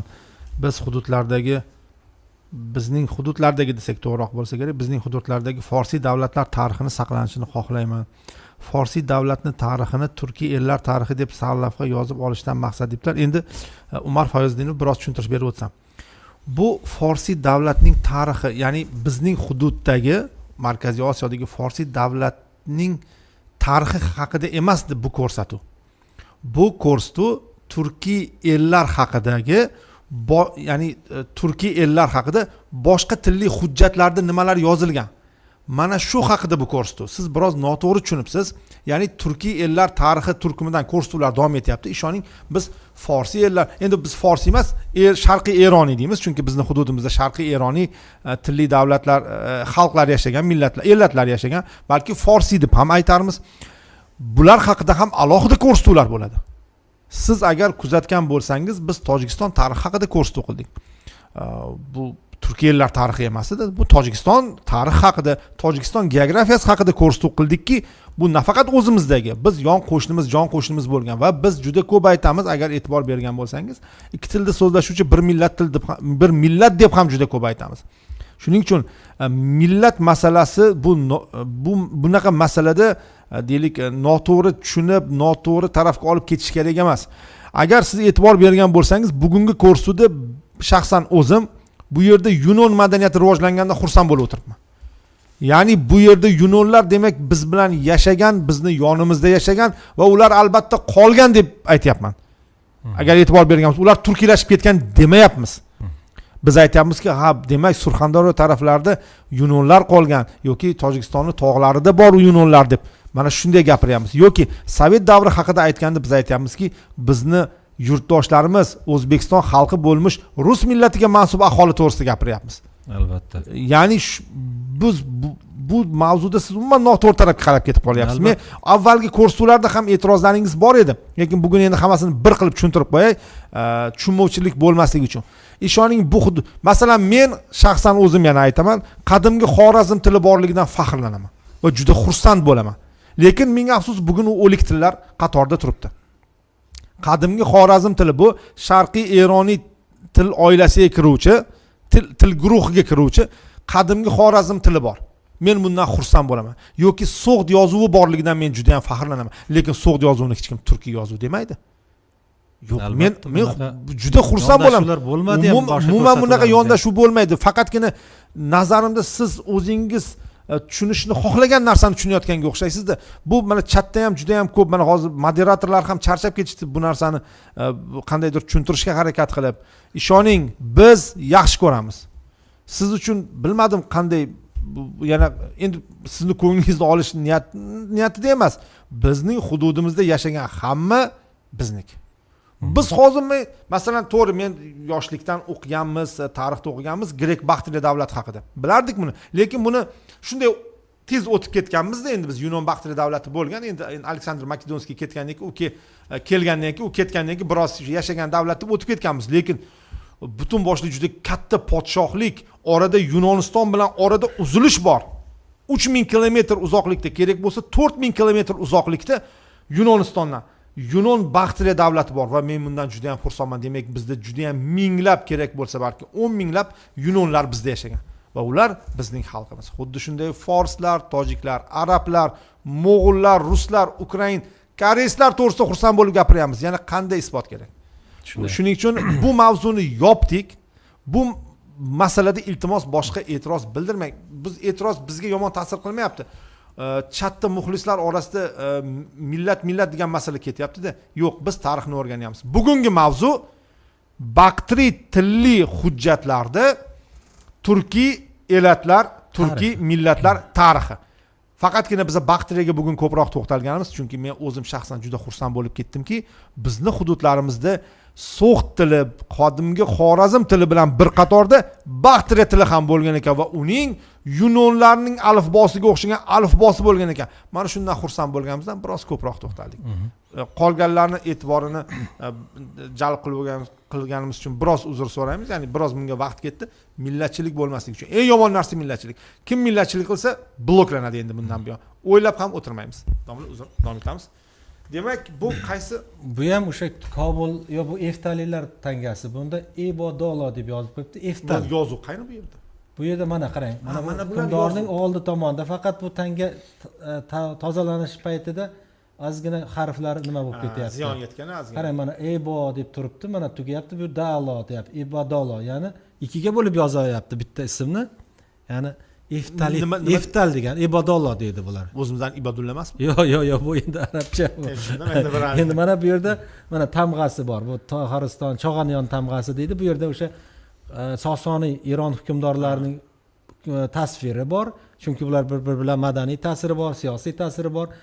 Orqa tomonda o'sha Eftali hukmdorining o'ziga xos qiyofasi va o'zining ismi nimasi? Urug'ining ismi yozilyapti, nomi. Eftal degan nomni shu yerda topamiz. Ba'zi tangalarda Olxonni yozgan bo'lsa, ba'zi tangalarda endi umumiy nomdan qochib aynan urug' nomini beryapti. Demak, shu tomonlardan ham bu tangalar yana bir narsa, bu suratlar-ku tangalarni oling endi. Yo'q, o tangalarda bu sodi yozuvlar edi. Yangi tangalarni yangi tangalarni hurmatli muxlislar bilan bir bo'lishaylik, chunki domlada yangi tangalar paydo bo'ldi. Hurmatli muxlislar, biz uni albatta ko'rishimiz kerak. Siz birinchi marta ko'ryapsiz, biz esa uni ushlab ham turdik. Yo'q, qarang, eng qizig'i bu tangalarni qanaqa qilib tomoshabinga nima qilishimiz mumkin? Kamerani olib keling. Qarang, mana bu qoraxoniylar tangalari. Bu yangi. Bu bugun nima qilingan tangalar bizga qaysi kamerani yaqin aholidan bizga sovg'a qilindi desak ham bo'ladi bu tangalarni. Biz buni Islom sivilizatsiyasi markaziga sovg'a qilamiz deb niyat qilganmiz. Demak, meni kattalashtirasiz. Qarang. Mana buni xohlasangiz bu nechinchi 11-asr, 1000 yil oldinga boryapmiz. Siz endi 1800 yilga oldinga bormoqchi bo'lsangiz, mana bu tangani ushlab ko'ring. Xo'sh, ha, mayli, mana qarang. Uzun soqol, ilmalik, yuzlik, mana yonga qaragan hukmdor bor. Hurmatli muxlislar, mana shunday yaxshi narsalar to'g'risida gaplashaylik. Qani? Bu tangalarni bizga olib kelib bergan odamlarga ham rahmat aytamiz. Albatta, buni chunki chet elliklarga sotib yuborishgan. Shunda har xil yo'l bilan bizdan yo'q, nazarimizdan ko'zdan qochishi mumkin edi. Biz mana shuni tomoshabinlar oldida o'zimiz bir va'da beryapmizki, o'sha O'zbekiston muzeylarimizni boyitaylik degan mana Ilikxon. Ilikxon kim? Ilik. Qo'limga olaman, men Qoraxoniy hukmdori. Demak, qaranglar, mana bu qoraxoniylar davridagi tanga, hurmatli muxlis. Ajoyib, buni qarang, go'zalligini qarang buni. Mana bu demak 900 yillar oldin muomalada bo'lgan tanga. Endi keyingisini olaman. Endi men shu yerni topishim kerak, Shokirjon. Ha, tushundim. Mana bu ikkinchisi, ya'ni juft. Mana keyingi tanga. Qarang. Ajoyib mana. orqasida uchburchak shaklida yozilgan. O'shani yaqinlashtirib ko'rsatsa bo'ladi, ha? Mana. Ya o'zi muxlislarga albatta bo'ldi mana. Muxlislarga ko'rinyapti mana. Ajoyib mana. Nurbek, siz chatga qarab turing, agar muxlislarga yaxshi ko'rinayotgan bo'lsa. Hurmatli muxlislar, bu 9 asr oldingi tangalarda mana bu. Tasavvur qiling. Endi biz bilmaymiz u asrda masalan mana shuni ushlab turgan odam qanchalik boy bo'lganini hozir bir narsa deya olmaymiz. Qanday hayot kechirgan? Endi qarang, sarguzashtlari qanaqa? Mana bu Xitoy bilan bog'liq tanga, Xitoy madaniyati bilan bog'liq. Qarang, Xitoy nima deydi, iqtisodga juda katta e'tibor beradi. Shu tangada ham iqtisod qilib qolgan. Qarang, to'g'ri buni aytishingiz mumkin, o'rtadan ip o'tkazib yurish uchun deb unga ham xizmat qilgan, lekin o'rtadagi metal keyingi tangaga xomashyo sifatida ham ishlashi mumkin. Domla bu qachongi? Bular o'sha ilk o'rta asrlar, Kayuan Tunbao deydi, ya'ni Kayuan davridagi tangalar. Aytsangiz, ya'ni o'sha 6-8larning nimasi? 1400 yil oldin. Shunday. 1300 yil oldingi. Muxlislar, bu 1300 yil bu. 1,5 ming yil oldingi desa ham bo'ladi bularni. Va Xitoycha yozilgan. Bu bizning hududimizdan, domla. Buni xitoylik turistlar ko'rsa yoki xitoylik olimlar ko'rsa, shunday bunga yukinib, bunga ta'zim qilib qoladi-da, chunki tangalar o'zi ajdodlarining tangalari o'sha paytda ham bu yerda kelib bozorlarda savdo-sotiqda rol o'ynaganini ko'rib. Domla, endi mana bu 1800 yillik tanga. Endi bu avlodga Nurbek matematika hisoblovini bular Qanq davlatining, qarang, Choshda, Toshkentda bostirilgan, zarb qilingan Qanq hukmdorlarini qarang. Ularning etnik qiyofasiga, tashqi qiyofasiga qarab ham kimligini ayta olamiz. Mana o'shani ochaman. O'sha nima deydi? Bu o'sha qadimgi Ironiy va turkiy madaniyatining uchrashgan davrlarining bir Umar Fayozovning alohida salom. Mana Ironiy, turkiy madaniyatlar uyg'unligi desa ham desa bo'ladi. Uyg'unligi mana. Qarang mana. Bu 1800 yil oldin. Bu 1800 yil oldin podshohning qo'lida bo'lganmi, bu to'g'rimi? Albatta orqasida Chosh hukmdori degan so'z turibdi. Chachan Napchxu deyapti. Ya'ni Chosh xalqi hukmdori. Saudiy tilda yozilyapti. Keyingisini ham Shokirjon ko'rsatamiz. Mana. Ajoyib tanga. Lekin bularni tomoshabinlar ilg'ay oladimi bu? Ya, buni ko'ryapti ata. Mana chatda Nurbek kuzatib o'tiribdilar. Shunday. Demak, hozir endi orqasini o'tiramiz. Hozir demak, boyagi bunda hukmdorning boshi teskari bo'lib qolmayaptimi? Yo'q, mana hukmdorning boshi mana. Mana. Hukmdorning boshi. Endi hozir orqa tarafini o'giraman. Domla, bu nima belgi edi? Mana bu ali tamg'a, o'rdaksimon tamg'a ham deyiladi u. O'rdaksimon. Endi bu qanaqadir bir qushni, balkim burgutdir, o'zlariga tatim qilib yoki o'zlariga o'sha hokimiyat ramzi, bunday olganda gerb. Har bir huquqiy belgida mana bunisida ham bu kichikroq. Bu kimniki endi? Bu ham o'sha Qanq davlatiniki. Qanq davlati. Qanq davlati. Qanq davlati qanday davlat bo'lgan? Qanq davlati miloddan oldingi 2 milodiy 3-500 yil yashagan Sirdaryoning o'rta havzasidagi Janubiy Qozog'iston, hozirgi cho'llardan, Chosh, Toshkent, hatto Zarafshon, hatto Xorazmgacha cho'zilgan bir davlat, ko'chmanchi negizli, lekin keyinchalik o'troqlashib ketgan, Saudiy yozuvidan foydalangan bir el haqida, ko'chmanchi el haqida. Yana bittasi undan kichikroq tanga. Endi bu sal nimaga u vaqtda temir kam bo'lganmi, domla? Bular yo temirdan bo'lsa zanglab ketadi. Bu biroq jiz tangalar bular, bronza tanga. Jiz kamroq bo'lganmi, bu kichkinalashib ketdi. Yo'q, buni yasash uchun anchagina kuch sarflangan buni. Zavodlar bo'lmaganda, to'g'ri. To'g'ri, buni o'sha temirchilar bosgan. Temirchilar. Keyin buni rasmlarini chizishni o'zi bo'lmaydi, uni ustalar kerak. Bitta katta savol bor. Masalan, mana bu qoraxoniylar davridagi tangani buni deylik soxtalashtirish uchun ancha ishlash kerak. Deylik bu o'zidan qimmatga tushib ketishi mumkin. Xo'p, lekin mana bu tangani masalan qo'lidan sal bolg'a bilan zubili ushlashi kelgan. Yo'q, hamma odam ham yozuvni bilavermagan o'sha paytda. Undan tashqari nima deydi? Bu tangalarni yasagan bilan katta nima qila olmaysiz.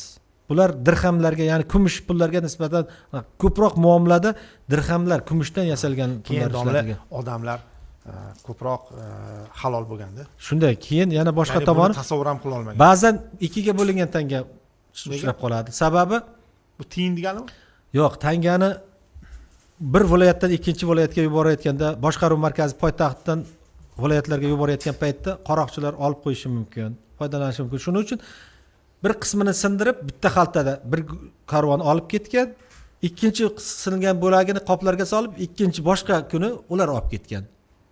Va o'sha yerda keyin ko'rib, xazinada qabul qilayotganda ikkita singan tangani bir-biriga qilib, mana senga deb tangalar ishlashga boshlagan. Unaqa yo'llari topilgan buni ham. Bu narsani ko'rib qoldim, aytib ketaylik. Bu endi gap so'zlashga ham nima qiladi? Insonlarni jarohatlash, yaralashga ishlatilgan bu nima? O'q uchishi. Ha, endi nima qilamiz? Endi urushni ko'p urushni xohlamaymiz, o'qiyapsiz-ku. istamaymiz, lekin bu ko'p tariximizda Yaxshi eng ko'p yerdan uchraydigan bir o'q uchlarida bu. Kamon uchi, o'q yoyni uchida bu. Qaysi asrlar? Bular endi har doim uchraydi. Bu qadim miloddan oldingi davrdan ham, lekin ko'proq bu tangalar bilan birga chiqqan bu nisbatan ilk o'rta asrlar, o'rta asrlarning kamon uchlari bular. Endi buni arxeologlar bizdan yaxshiroq bo'ladi. Buning uchun maxsus shug'ullanish kerak. Hurmatli muxlislar, mana katta kam mana shunda ko'rsam, hozir qo'limda o'qni uch turibdi. O'sha shaklda. Bu o'sha topilgan topilmalarning ichidan chiqqan boyagi tangalar bilan birga kelganda ko'rdingizmi, pul bilan qurol juda yaqin yuradi bir-biri bilan. Shu. Hozirgi urushlarni ham o'sha sababi iqtisod bo'lishi mumkin. Bal shunday tomonlari bor, afsuski achinarli. Navbatda Biz Baxtri nimasiga qaytadigan bo'lsak, mana bularni qaytaray oldim. shu yana kamayib, ozayib Ha, qaytmasin, shunday bo'lib o'z bo'ladimi? o'rniga qaytsin endi. Endi avvalgi davrlar emas. Siz ham 1-2 dona o'zimda ham yursin deb qolsangiz Endi sog'lar. qo'limga yopishib qolib, Shu bilasiz, kimga pul bersangiz kamayib qaytadi. Shunaqa bo'lib qaytib qoldi. alohida topshiryapman. Shu mayli endi. Lekin Xitoy tangasi. Ularni sanab ko'rmadim, sizga ishondim. Yo'q, Yana albatta. uyga borganda yana qaytarib sanab ko'raman. Agar ertaga avtomobilim o'zgarsa, shubhalasangiz bo'ladi deydi. Shunday. Yaxshi tomonga o'zgarsa albatta. O'sha Birdaniga elektromobil sotib olsam, demak, boyagi tangalarni qayta sanab ko'rish kerak. Bu albatta hazil edi, hurmatli muxlislar. Boyagi biroz hali nima deydi, keskinlikni, noqulaylikni. Lekin Umar Fayozdinov, biz sizni yaxshi ko'ramiz. Biz tojiklarni yaxshi ko'ramiz. Oxiri shu men tojikman desam qutulaman deyish. Yo'q, mayli. Endi bo'lib turadi unaqa. O'zimizda ham. Nurbek bizda tojik. Shuni aytib ketaylik. Mana men Nurbekni Nurbek bizda tojik. Umar Fayozdinov sizni odamingiz bor deydik. shunday. Hazillashmayman, hammamiz bir odammiz. Biz bir xalqmiz. Buni unutmaslik kerak. Behbudiy bobomiz aytgan. Ikki tilda so'zlashuvchi bir xalq deb. Shuning uchun biz xursand bo'lib ketamizki, biz ham tojik tilini, ham bizniki, o'zbek tili ham bizniki, qozoq, qirg'iz hammasi bizniki. Hozir bir muxlisimiz so'rabdilar. Avvalgi bir ko'rsatuvda qadimgi Xorazm tili va Xorazmdagi o'g'iz turk tilini shakllanib ketish haqida alohida ko'rsatuv qilamiz. Bunga albatta yaxshi fikr, alohida ko'rsatuv qilamiz. Taklif juda yaxshi taklif. Alohida ko'rsatuv bo'ladi. Domla, demak, boyliklarga qaytamiz, ya'ni baxt keyingilarga tez bo'lsa, keyin menimcha vaqt ham ozayib qolyapti. Bu tangani emas, ko'proq nimalariga bor, hujjatlari bor edi, chiroyli yozilgan. Bunda tomosha tugadimi? Yo'q, sizga yuborgan nimalarimda bor, qizil rangli hujjatlar bor edi, shunaqa chiroyli yozilgan. Yana qayta yuborishga to'g'ri keladimi? Siz qarang, chiqadi. Domla, boyagi tangalardan qo'lga quvvat ham kirib ketdi ancha. Ha, shundaymi? Juda xursand bo'lib, yuzingiz yorishib ketdi shu. Odam boshqacha bo'ldi. Shu albatta, shu. Endi bu tangalar o'sha paytda shohlarning nima deymiz endi, hukmdorlarning g'aznasida saqlangan. Aynan, albatta, endi bu ta'sir qilish tabiiy. Ta'sir qilganda buni. Endi albatta siz o'sha davrga sayohat qilyapsiz. Bunday olib qarash. Shular orqali. Bu Xitoy imperatorlarining kerak bo'lsa saroylarida saqlangan tangalar ham bor ekan shu yerda. 7-asrda ko'rgan, ishlab chiqargan tangalar. Buni qarangda, bu o'sha paytda ham bizda ayrimlar tortishgan bo'lsa kerakda, endi o'zini tomonga, tiliga. Mana shular xafa bo'lmasin deb bir tomoniga o'sha Eron hukmdorini, Xisrav Parvizning nimalarini qo'yib qo'yapti-da, orqa tomonda endi o'zinikini qo'yapti. Endi bu bilan nima deydi? Bu yerda hazilu aholining turli tumanligi bilan. Albatta, o'zim shuning Markaziy uchun Osiyo shunisi bilan ham qiziq. Shu albatta bir qozon. Hamma shu yerda qaynagan. Qarasangiz, o'zi Eroniy tilli xalqlar. Hattoki shunday bo'lib chiqishi mumkin ham ekanki, Eronga ham o'z bizning hududimizdan o'zgan bo'lishi mumkin ekan. Ya'ni o'sha fors tilida so'zlashuvchilar boyagi janubi sharqiy Yevropadanmi, qayerdan? O'sha Qora dengiz, Sharqiy Yevropadan. Sharqiy Yevropadan yevropaliklarning, ya'ni Hind oriylar nomi ostida Oltoy tomonlarga, O'rta Osiyoga ko'chishlari bo'ladi. Bu 4000 yil oldin. 4000 yil oldin. Ya'ni u yerdan ular, bu yerdan Oltoydan, bu yerdan keyin yana Yunonlar kelyapti. Shunday. Ya'ni shunday bir hamma qaynagan bir qozon Markaziy Osiyo. Juda ham ajoyib.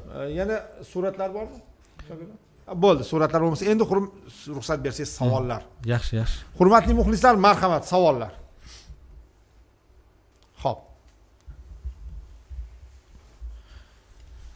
Marhamat, savollar, yuqoridagi savollarni bitta qaytarasiz, chunki ularni qayta o'qishning imkoni yo'qmi? Yuqoriga chiqib ketib qoldi, juda ham yuqoriga chiqib ketdi. Xo'p. qarang, So'g'diylar haqida ko'plab toponimlar bog'liq chiqqanda bilasiz. Joy nomlari Panjikent deymiz, Sherkent, Beshkent deymiz. Shunga o'xshash joy nomlari Surxondaryoda, Janubiy Tojikistonda anchagina uchraydi. Ularda masalan Xutfar degan bizga notanishroq so'zlar uchrab qoladi yoki nima degan Vahshivor degan joylar uchraydi Surxondaryo viloyatida yoki yana bitta joy bor edi, ko'p ishlatardi buni. Nima deydi? Poshxurt degan. Darband degan nimalarni uchratib qolamiz. Sariosiyo tumanida Surxondaryoning anchagina o'sha qadimgi vaqtli tiliga xos so'zlar, joy nomlarini, toponimlarini ko'ramiz. Ya'niki ayrim aholining orasida ham o'sha bakteriyaliklarni eslatadigan qiyofalar ham saqlangan bo'lishi kerak. Bular faqat etnografik nimalarni kuzatishlar, izlanishlar olib boribgina aniqlanish. Men masalan So'g'diylar aholining qayerlarda So'g'diylarning avlodlari ko'proqligini aynan ancha bilib qoldim. Mana Qashqadaryoning Qarshi shahridan nariyoqda Beshkent degan joyda o'sha tojikka ham, o'zbekka ham o'xshamaydiganroq uzun bo'yli oq soch, sariq sochli insonlarni ko'rib qolaman-da. Keyin so'zlardan, qaysi qishloqdan, qayerdan so'rab boshlasam, nimalardir ma'lum bo'ladi. Menda fikr paydo bo'ladi, bular So'g'diylar deyman-da. Qarshida bir mahalla bor. Butun o'sha vokzal tomonida, nima qil, temir yo'l vokzali tomonida shu qarasangiz rus deb o'ylaysiz-da. Shu bir mahalla aholi hammasi o'sha ozg'indan kelgan, o'sha ko'k ko'zlari ham uchrab qoladi, sariq sochli va ingichka yuzli insonlarga duch kelamanda. Bular ham mahallasini so'rasangiz keyin so'tcha ismlar chiqib qoladi-da. Hozir bu yerda mana tushunmovchilik o'zbek xalqining qadimiy yozuvi So'g'd yozuvi deb sarlavha qo'yib ko'rsatuv qildinglar. Siz juda ham ko'p adashyapsiz, hurmatli muxlis. O'zi ko'rsatuv sizga atalib qolyapti. Men boshqa muxlislardan uzr so'rayman. Ya'ni umuman keling shuni umuman bu narsani yoyib yuborish uchun deydik-ku. Sarlavha unday emasdi. Sarlavha hali ham YouTube ga kirib ko'rishingiz mumkin. So'g'd yozuvi o'zbek xalqining qadimiy yozuvimi degan sarlavha, ya'ni savol berilgandi. Bu savol olimga edi. Ya'ni biz ushbu savol bilan professor G'aybulla Boboyorovga murojaat qilish uchun mana shunday sarlavha qo'yib ko'rsatuv qildik. Baraka topgan. Siz juda ham ko'p hammani chalg'ityapsiz.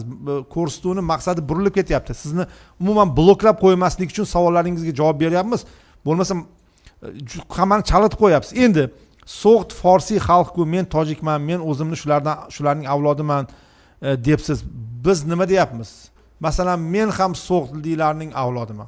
Nima dey endi hozir yana? Umuman boshqa tarafga olib ketyapsiz. Agar millatchilik qilib nimadirga erishmoqchi bo'lsangiz, doimiyga bloklab qo'yamiz. Yo'q, mayli, G'ayrat xo'ja buni qiling. Hozir shunaqa narsa bu juda ko'p takrorlanyapti. Biz aytamiz, biz aksincha bu madaniyatlar qorishiq ekanligi, doim birga yashaganligi, doim birga bo'lganligi, hattoki aksincha xursand bo'lish kerak. Agar siz haqiqatan o'sha da'voyingizda bo'lsa, siz xursand bo'lishingiz kerakki, mana bu ali burib ketishingiz kerak edi. Mana o'zbeklarning haqiqiy yozuvi o'zi So'g'd yozuvi, demak, degan narsani olib ketish o'rniga umuman boshqa narsaga. Bu masala yopildi. Siz endi birinchidan noto'g'ri gapirdingiz. Mayli. Shuning uchun bu G'ayrat masalani xo'ja, menga bir ruxsat bersangiz, mening bir ilmiy yo'lda tushuntirib berayin. Mayli, hozir cho'zilib ketadi. Shuni inobatga olib, mening nomerim, telefon nomerim 94lik 676 2101. Agar savollar, so'roqlar tug'ilsa, takliflar bo'lsa, do'stlashishlar yoki boshqa yechilmagan chigalliklar, muammolar bo'lsa, menga yuzlanishlaringiz, murojaat qilishlaringiz mumkin. Albatta telefonimizni olamiz va qo'ng'iroqlaringizga javob beramiz. Bo'ldi. Demak, masala yopildi. Savollarga o'tamiz. Endi mana mavzu yuzasidan savollar. Baktriya madaniyati hozir qaysi xalqlarda saqlanib qolgan? Baktriya madaniyati O'rta Osiyo xalqlarining ko'proq o'sha janubiy qismlarida yashaydigan tojiklar va o'zbeklarda. Ya'ni urf-odatlarini ko'ramiz. Boyagiday napayt deb bir so'z aytib ketdim. Surxondaryoda ko'proq saqlangan bo'lishi kerak. Lekin til bo'yicha boyagi Munjoniy Yidg'a degan izlab ko'rsa YouTube internetdan, Wikipediyadan ham, Googledan qidirib topsa Yidg'a tilida yoki Munjoniy degan o'sha tog'lik sharqiy ironiy xalqlar bor, kam sonli, oz sonli. Shularda Afg'onistonning ayrim tillarida shularning izlari saqlanib qolgan. Aynan 100% emas, ayrim belgilari saqlanib, ko'rsatkichlari saqlanib qolgan. Chunki bu til 10-asrga kelib muomaladan foydalanishdan to'xtadi. Uning o'rnini arab yozuvi, Nega? arab tili egalladi. Chunki bu yerda arablar kirib kelgandan keyin asta-sekin bu yerda o'sha til, hukmron madaniyat ustunlik qila boshladi va shunday qiziq tomoni bor. 9-10 100 yillik asrlarga oid tegishli hujjatlar bor. Bir tomonida arabcha, bir tomonida baxtiricha yozilgan. Hattoki baxtiricha hujjatning arabcha tarjimalari bor yoki teskarisi. Shu darajada keyin shu 10-asrdan keyin biz baxtiriy tilda hujjatlarni uchratmaymiz va bu qo'llanilishdan to'xtaydi. Tushunarli. Rahmat. Endi Baktriya davlatida qaysi dinga e'tiqod qilishganini so'rash. Baxtriyada bu o'quvchimiz ko'proq javob bersa, men aytaman, ko'proq Baxtriyada buddizm bor. Lekin o'zining hujjatlarida bir nechta yerlik mahalliy ilohlarini ham nomlari kelinadi. Ya'ni Endi Baxtiriya qadimgi o'sha Baxtriya ya'ni Baxtiriya davlatining diniy nimalariga qaraydigan bo'lsak, bu davlatda aytib o'tganday ustozimizni buddaviylik dini, zardushtiylik dini, nasroniylik dinlari bu qo'shib nima bo'lgan? Nasroniylik dini ham bo'lgan. Nasroniylik dini ham bo'lgan. Bundan bilamizki, o'sha davrda agar buddaviylik dinini oladigan bo'lsak, buddaviylik dini bugundagi o'sha Janubiy Tojikiston hududlaridagi o'sha Dalvarzin hududlaridan uni nimalari topilgan.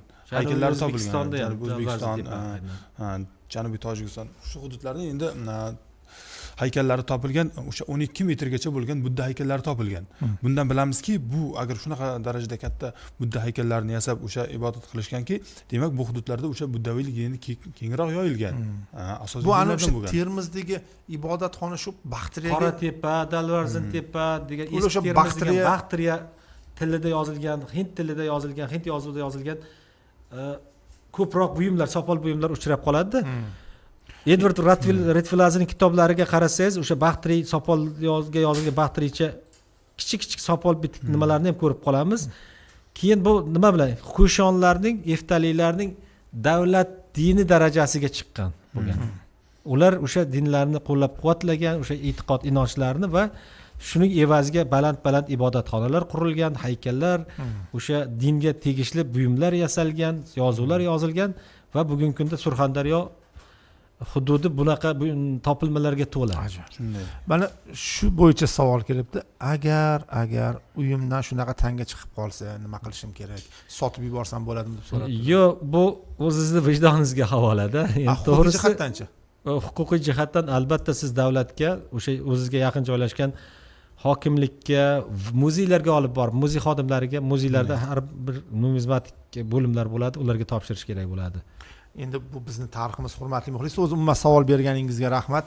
Haqiqatan chiqib qolish ehtimoli bor, chunki mana hozir domladagi tangalar ham mana shunday chiqib qolgan. Kimdir imorat qurayotganda, yer qaziyotganda, ekin ekayotgan paytda chiqib qoladi chiqib qoladi. Ayniqsa paxta terayotgan paytda ham o'sha qadimiy yodgorliklar yonidan chiqib qoladi. Demak, bunday tangalar bu bizning tariximiz, buni o'rganish qiziq juda ham. Ya'ni mana biz hozir bugun bildikki, bizning hududimizda o'sha Sharqiy Eroniy guruhiga tillar guruhiga kiruvchi Baxtriya tili haqida mana bugun yana ko'p ma'lumotlar oldik. Biz o'zimman turkiy elatlarning haqida o'sha Baxtriya tilida nima yozilganini o'rganamiz. Mana Baxtriya tili va uning yozuvi bo'lganligi va eng qizig'i u yozuv Yunonlar yozuvi bilan deyarli bir xil bo'lganligi haqida ma'lumot olyapmiz. Bundan 2000 yil oldin, demak, bundan 2000 yil oldin bizning hududlarda Yunon yozuvi muomalada bo'lgan. Baxir juda ham ajoyib. Ya'ni bu o'sha so'g'd yozuvi bilan deyarli bir vaqtda, shunday. Demak, albatta shunday. Deyarli bir. Bu degani bizning hududimizda 2 xil yozuv va 3 xil yozuv. Bu yana Xorazm yozuvi bor va qadimgi turk yozuvi. 4 xil yozuv. Shunday nima. Demak, so'g'd eng ko'p tarqalganlardan turk, xorazmiy va baxtriy va pahlaviy yozuvi ham bor. Pahlaviy 5 xil. Albatta pahlaviy yozuviga ham bir nima bo'lsa, bu Parfiya davlatida, Sosoniylar davlatida va qadimgi Eron davlatida ishlatilgan yozuv haqida ham bir ko'rsatuv qilsak, alohida ko'rsatuv qilamiz. Chunki unda ham bizni Markaziy Osiyo tarixi, ham turkiy xalqlar, ham ironiy xalqlar o'tmishiga oydinlik kirituvchi ko'plab ma'lumotlar bor. Albatta biz bundan xursandmiz. Xo'p. Bu aslida qarang, men ko'plab ma'lumot yubordim, nimagadir chiqmay qoldim. Bu yerda qanaqa texnik nosozliklar bo'ldi, tushunmay qoldim men aslida-da.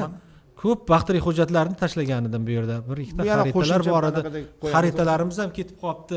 Turk xoqonligining xaritasi bor edi.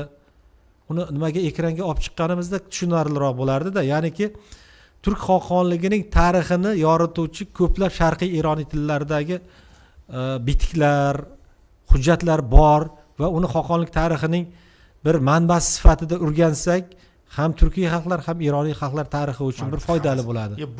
Bugun juda xursandchilik kun.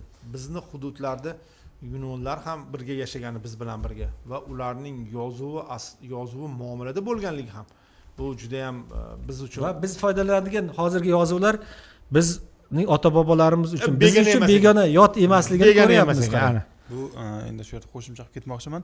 Bizga o'sha 19-asr oxir deymizmi, 20-asr boshlaridan kirib kelgan o'sha kirilsiya yozuvidan oldin ham bizga 2000 yil oldin bu yozuvni nimasi Tizimlar tanish bo'lgan. Bizga tanish bo'lgan. Bizda ajdodlarimiz bu tildan 2000 yil oldin. 2000 yil oldin foydalangan.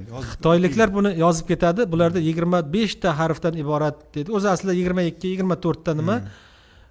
Ya'ni haqiqatan uzoq emas. Shu bularning o'zlarining yozuvi bor dedi. Eftalilarning yozuvi bor dedi, Kushanlarning yozuvi bor dedi. Ana o'sha qog'ozda aytib kelinayotgan yozuvlar arxeologik izlanishlar tufayli topildi va bugungi kunda biz undan foydalanish imkoniyatiga ega bo'lib turibmiz. Xo'p. Marhamat, savollar bo'lsa, savol berishingiz mumkin, hurmatli muxlis. Savol bersak bo'ladimi? Berish mumkin. Xo'p, so'g'dlar turkiy millatmi? Yo'q, so'g'dlar bular bizning xalq. Ular Sharqiy Ironiy tillar oilasiga kiruvchi tilda so'zlashgan so'g' tilida. Buni demak professor G'aybulla Boboyev juda ko'p ta'kidlaganlar va eng qizig'i so'g' tilining nafaqat so'g' tili bo'lgan, so'g' yozuvi bo'lgan. Va qizig'i bundan turkiylar ham foydalanishgan. Ya'ni bizni hudud mana shunday qozon, ya'ni bizni hududda ham so'g'dlar ham turkiylar birga yashagan. Ayniqsa mana shu So'g'diyonada topilgan boyagi freska, devoriy suratlar juda ham ajoyibki, So'g'diyona podshoh saroyida o'sha turkiylar ham borligi, bu juda ham o'sha birga 1000 yildan beri birga yashab kelayotganmiz. Marhamat. O'zbeklar turkiy tilda so'zlashuvchi forscha xalq. Mayli. Keyingi savol.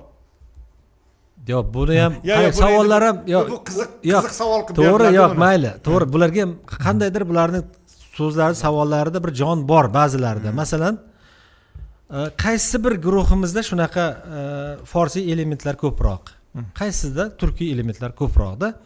Mana masalan so'g'dlarni jismonan yo'q bo'lib ketmadi. Bular Qirg'iziston o'lkasida yashaganlar, qirg'izlarning ota-bobolar qirg'izlarning orasiga aralashib ketdi.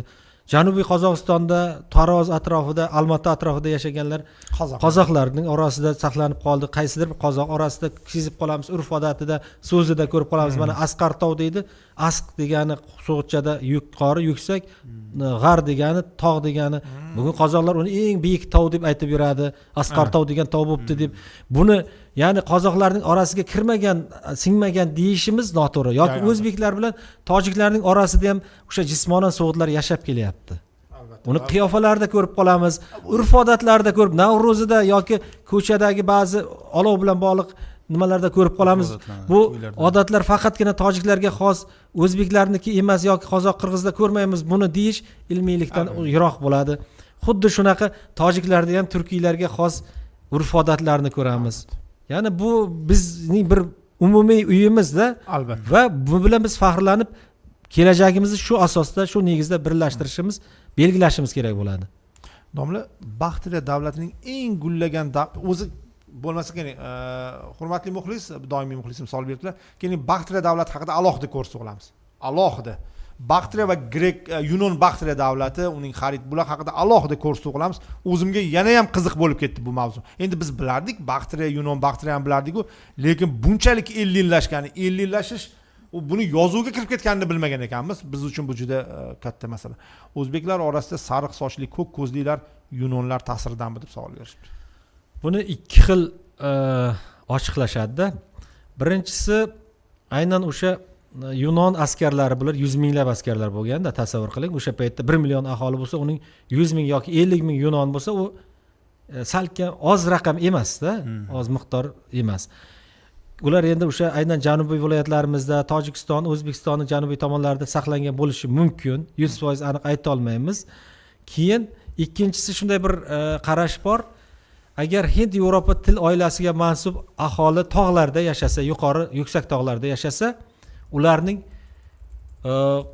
dastlabki ilk ko'rinishi saqlanadi degan bir ilmiy nima bor. Ya'niki ular o'sha yerdagi tog'ning havosidan, tog'dagi har xil elementlardan nima qilinib, mana Pokistonda, Hindistonning shimolida, Kashmirda, Afg'onistonning Nuriston degan viloyat, oldin Kofuriston deb atalar. O'sha yerda haligacha ko'pchilik aholi qizil sochli, ko'k ko'zli odamlar bor.